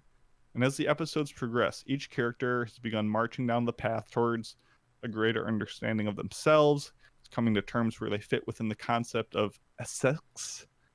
That was something I wanted to touch on real quick. Yeah, go ahead. So how do they say this in the anime? Because it's different from the manga. Gotcha. And... It's SEX. Right. So in the manga, but they. But it's like SE. It's like ECKS. So it's not Okay. hard X. Yeah, it was really weird when I saw it in the translation, and even like in the subtitles, because it was so different from the manga, which translated it as SE cross. So that's like, you know, the cross and like an X, SE cross, and I really liked that translation. Yeah. So I was really confused when I saw the subtitles. I think the subtitles had to like base it around what the characters were saying sound wise, and like Seksu is like, because there's not like an X character in Japanese. Right. So like it's a very slight play off of that, which would sound, I would think, more different to a Japanese ear than our ear, where we hear the S6 and that sounds kind of like sex. Right. But I can't speak to that too much. But I like that as well, the SE cross. Yeah, I liked SE cross. That's a really funny way of trying to come up with a different word for sex, because they're so scared of saying the word sex. It's great. But all these girls like deal with different issues, and like, or not issues, but like they march on this path in different ways, from like meeting people from online chats, avoiding the harassment of creepers, becoming aware of like one's potential for stirring emotion in another person, coming to grips with like training relationships, finding an advisor so the club doesn't get shut down. It's like all stuff we've seen, but feels fresh. And for only 3 episodes, there's quite a lot that happens throughout the show to keep the pace. And the plot moves at a decent clip, so don't be like, oh, I only like action shows that are fast. This is going to be a slow talking show. Like, there is talking, but things happen rapidly, and it keeps you going. Big ups to the dad in the show, who considers ordering extra pizza so that he can have more flavors. He's my hero. I knew you were gonna love that. Yeah, he was great. And also, at the end of episode 3, there's a tongue twister that you can try if you want. So it's basu for bus, gasu for gas, and bakuhatsu, which is explosion. Oh, so you no, say I'll those never be able to 3. do that. over as quick as you can. So I want you. I can do want you to try Basugasu, it, Mandy. Basugasu. Basugasu Bakuhatsu. Basugasu Bakuhatsu. I'm not doing Basugasu that. Bakuhatsu. Nope. It's great, and that was actually Oh, well also done. Azumanga Daioh. Yeah. I don't know. I could go on this. I could go on about this show for a while, and you're gonna get the pleasure of hearing that because this is an easy pass, no doubt. Ooh, that's a bingo. Okay. It's fantastic. Well, I'm really enjoying this one a lot. Well, we had to have one pass. All right, It's so my second favorite of the season. So as we get through the next 3 weeks, we'll keep passing other shows, and we have some really good ones to come, including Vinland Saga and others.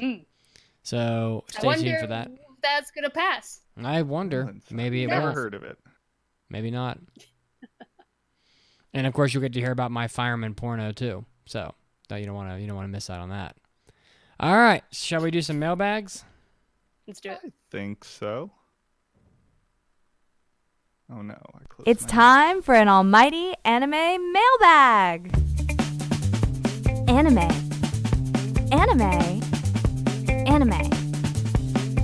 Mailbag.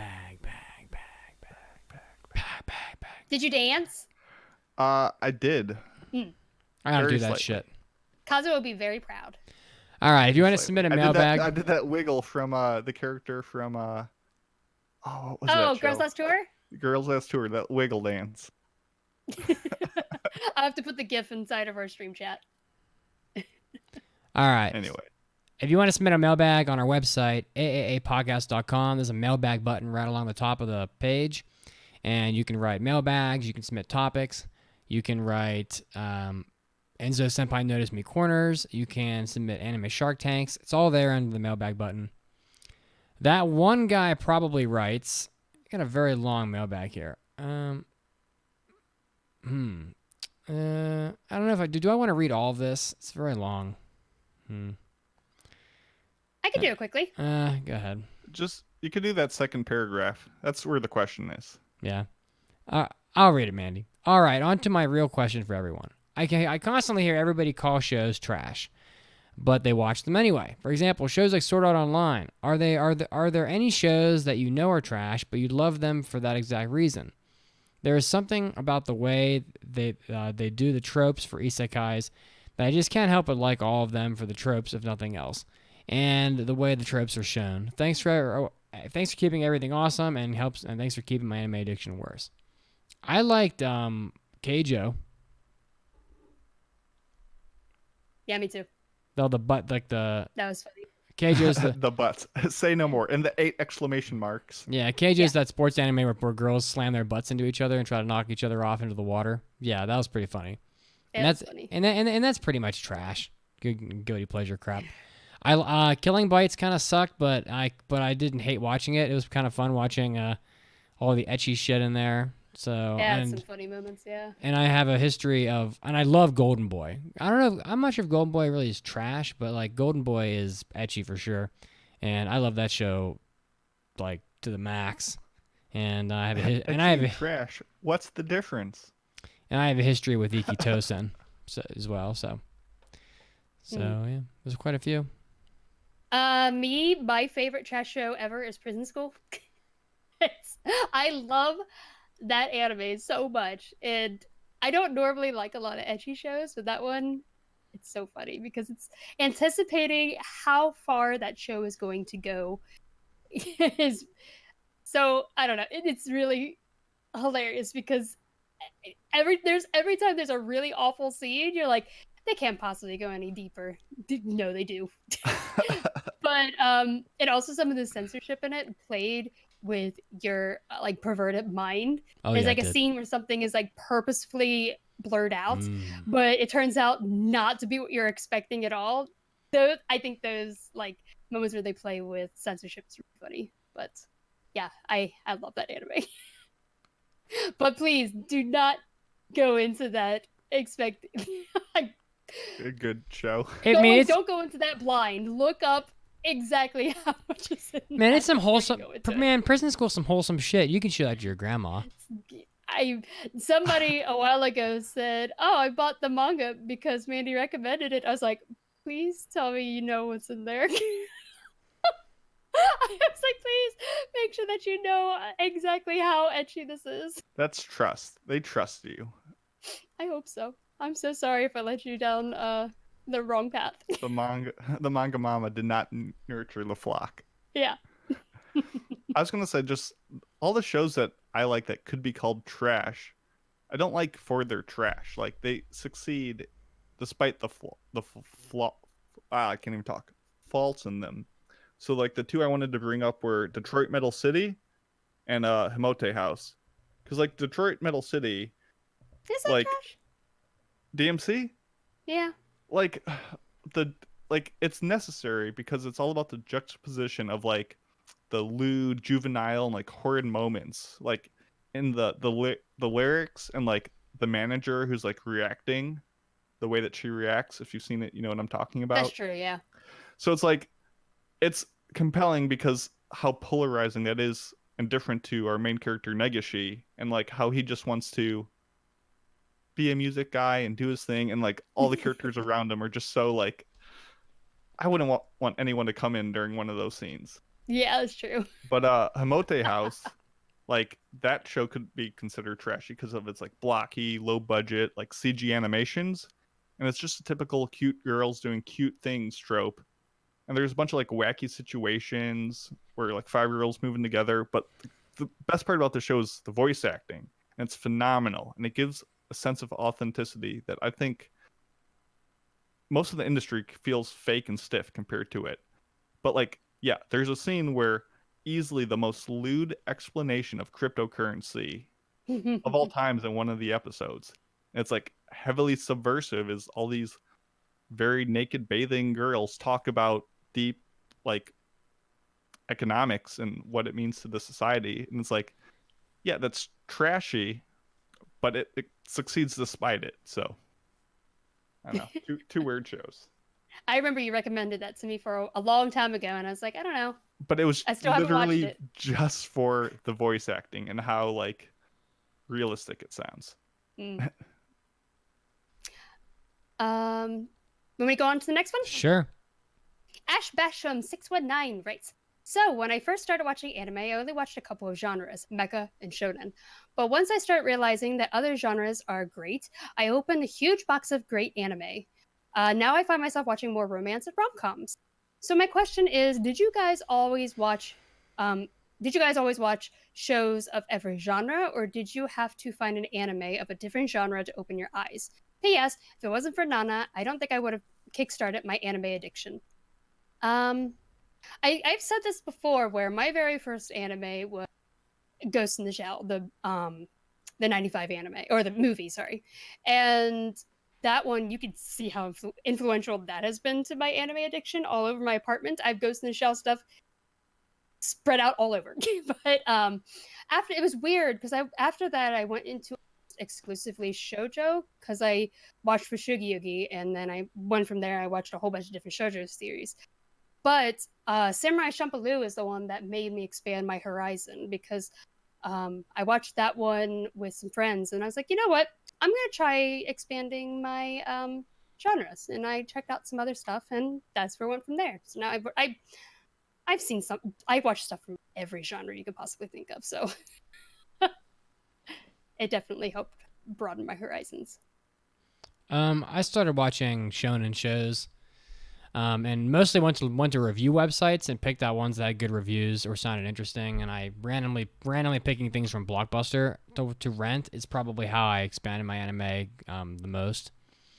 So that was how I discovered shows like Now and Then Here and There, and Ninja Scroll and Patlabor and others. So yeah, it's just like just grabbing things blindly off the shelf is sometimes a good idea. You know, don't worry too much about like, you know, what it is or reading up about it. Just grab it and try it. I don't know. I blindly grabbed an anime once, and I end up with Elf in the... What, you got a problem with that? I mean, it was something. Blindly grabs anime off the shelf.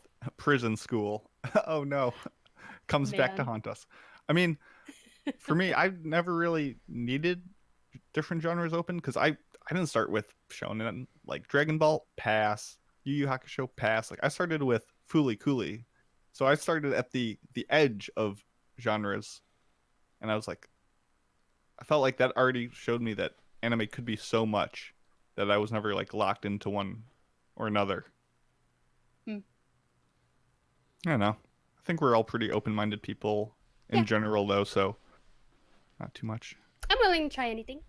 All right. And then last question by the Creepster. What is your top 3 anime rules, and what is a favorite example for each rule? I'll be honest, I didn't see this one on the It's list. kind of hiding. I can go first to stall for time, if you want. Go for it. So rule number 1 is, no matter the show, try to go in as blind as possible. And I think skipping the openings, especially for plot-heavy shows, at least until you're halfway through, is something I always try to do. Because just seeing what characters even appear spoil stuff. Rule number 2, when I complete a show, I try to wait at least a couple days before I rate it, because to see how much staying power it has. I think a lot of people finish a show, they're like, wow, that was a great ending. 4 out of 5, 5 out of 5, and like share their opinions right then. And then in a couple of days, they're like, I can barely remember what was going on. So I don't know. That's just like a little quirk. And then rule number 3, watch anime in a well-lit room when you're a proper distance away from the screen. Oh, shut up. Every show tells you to do that. Get the hell out of here with that. Too easy. For me, I think it's like everybody's time is valuable, no matter who you are, or what you do for a living. Your time is valuable, and unless you're like us and you have to watch a show that you might not like because you're reviewing it, if you're just a guy at home watching anime, if you've watched like 3 episodes of a show and you don't like it, you don't need to keep watching it. Like, there's other things you can watch. Find something else that'll fit your taste more. The sunk cost fallacy of the hour you wasted watching 3 episodes shouldn't really apply. Just toss it out, start over, because your time is valuable, and there's a lot of anime out there to be watched. So that's the number 1 rule: is don't force yourself to watch anything that you don't want to watch. I guess the next rule is to watch things legally, if possible. I know that there are sometimes shows that just aren't available anywhere, and that does happen, but otherwise try to watch things legally. And also get your friends involved. So you need to share your anime with your friends and spread your anime addiction to other people. Well, I didn't really have a whole lot of time to think about this. I don't know if I have any really hard rules for myself. But Watch all your shows as fast as possible in one sitting. Yeah. Watch them all in one day. Episodes. 5x speed. Yeah. Watch 110 episodes in 2 weeks. Pausing is for the week. My rule is I don't stop. But yeah, I think I agree also with the not grading things or rating it as soon as you finish it, because I do the same thing as well. Unless it's something I was very passionate about, I'm like, yo, that was fucking amazing. I absolutely love that. That's very rare for me, though. Usually I wait a couple weeks to see, did I forget everything? I did forget, like, everything about that show, so obviously it didn't hit me that hard. It didn't have that staying power. Yeah. So I agree with that. This isn't a rule, but I always try to at least look into the original source material in some way. I read a lot of manga, so I try to look into mangas. Of course, and that's not really much of a rule, though. But I try to. It's a personal rule. It's something you strive for. That's true. Also, if OPs and NDs suck, I don't watch them. Yeah. I just skip them every time. It makes me get through shows faster.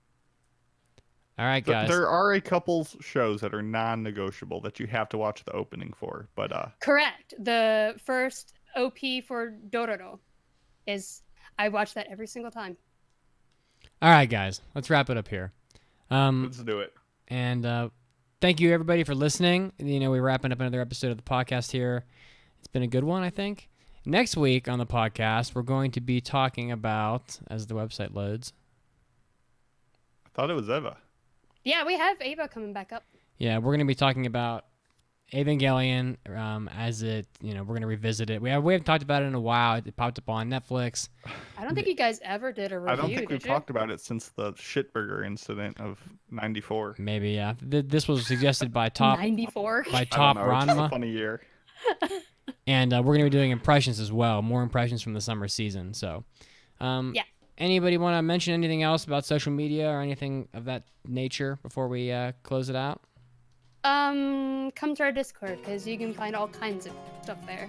A lot of people on social there. media is for nerds, but find me on my anime list. Go to MAKLAX and pop in on the Discord, where I'm much friendlier than on air. All right, we'll see. You have to believe me. We'll see you guys next time on the podcast. Until then, thanks for being great anime addicts, and I hope everybody has a safe week. Bye, guys. Bye. Adios.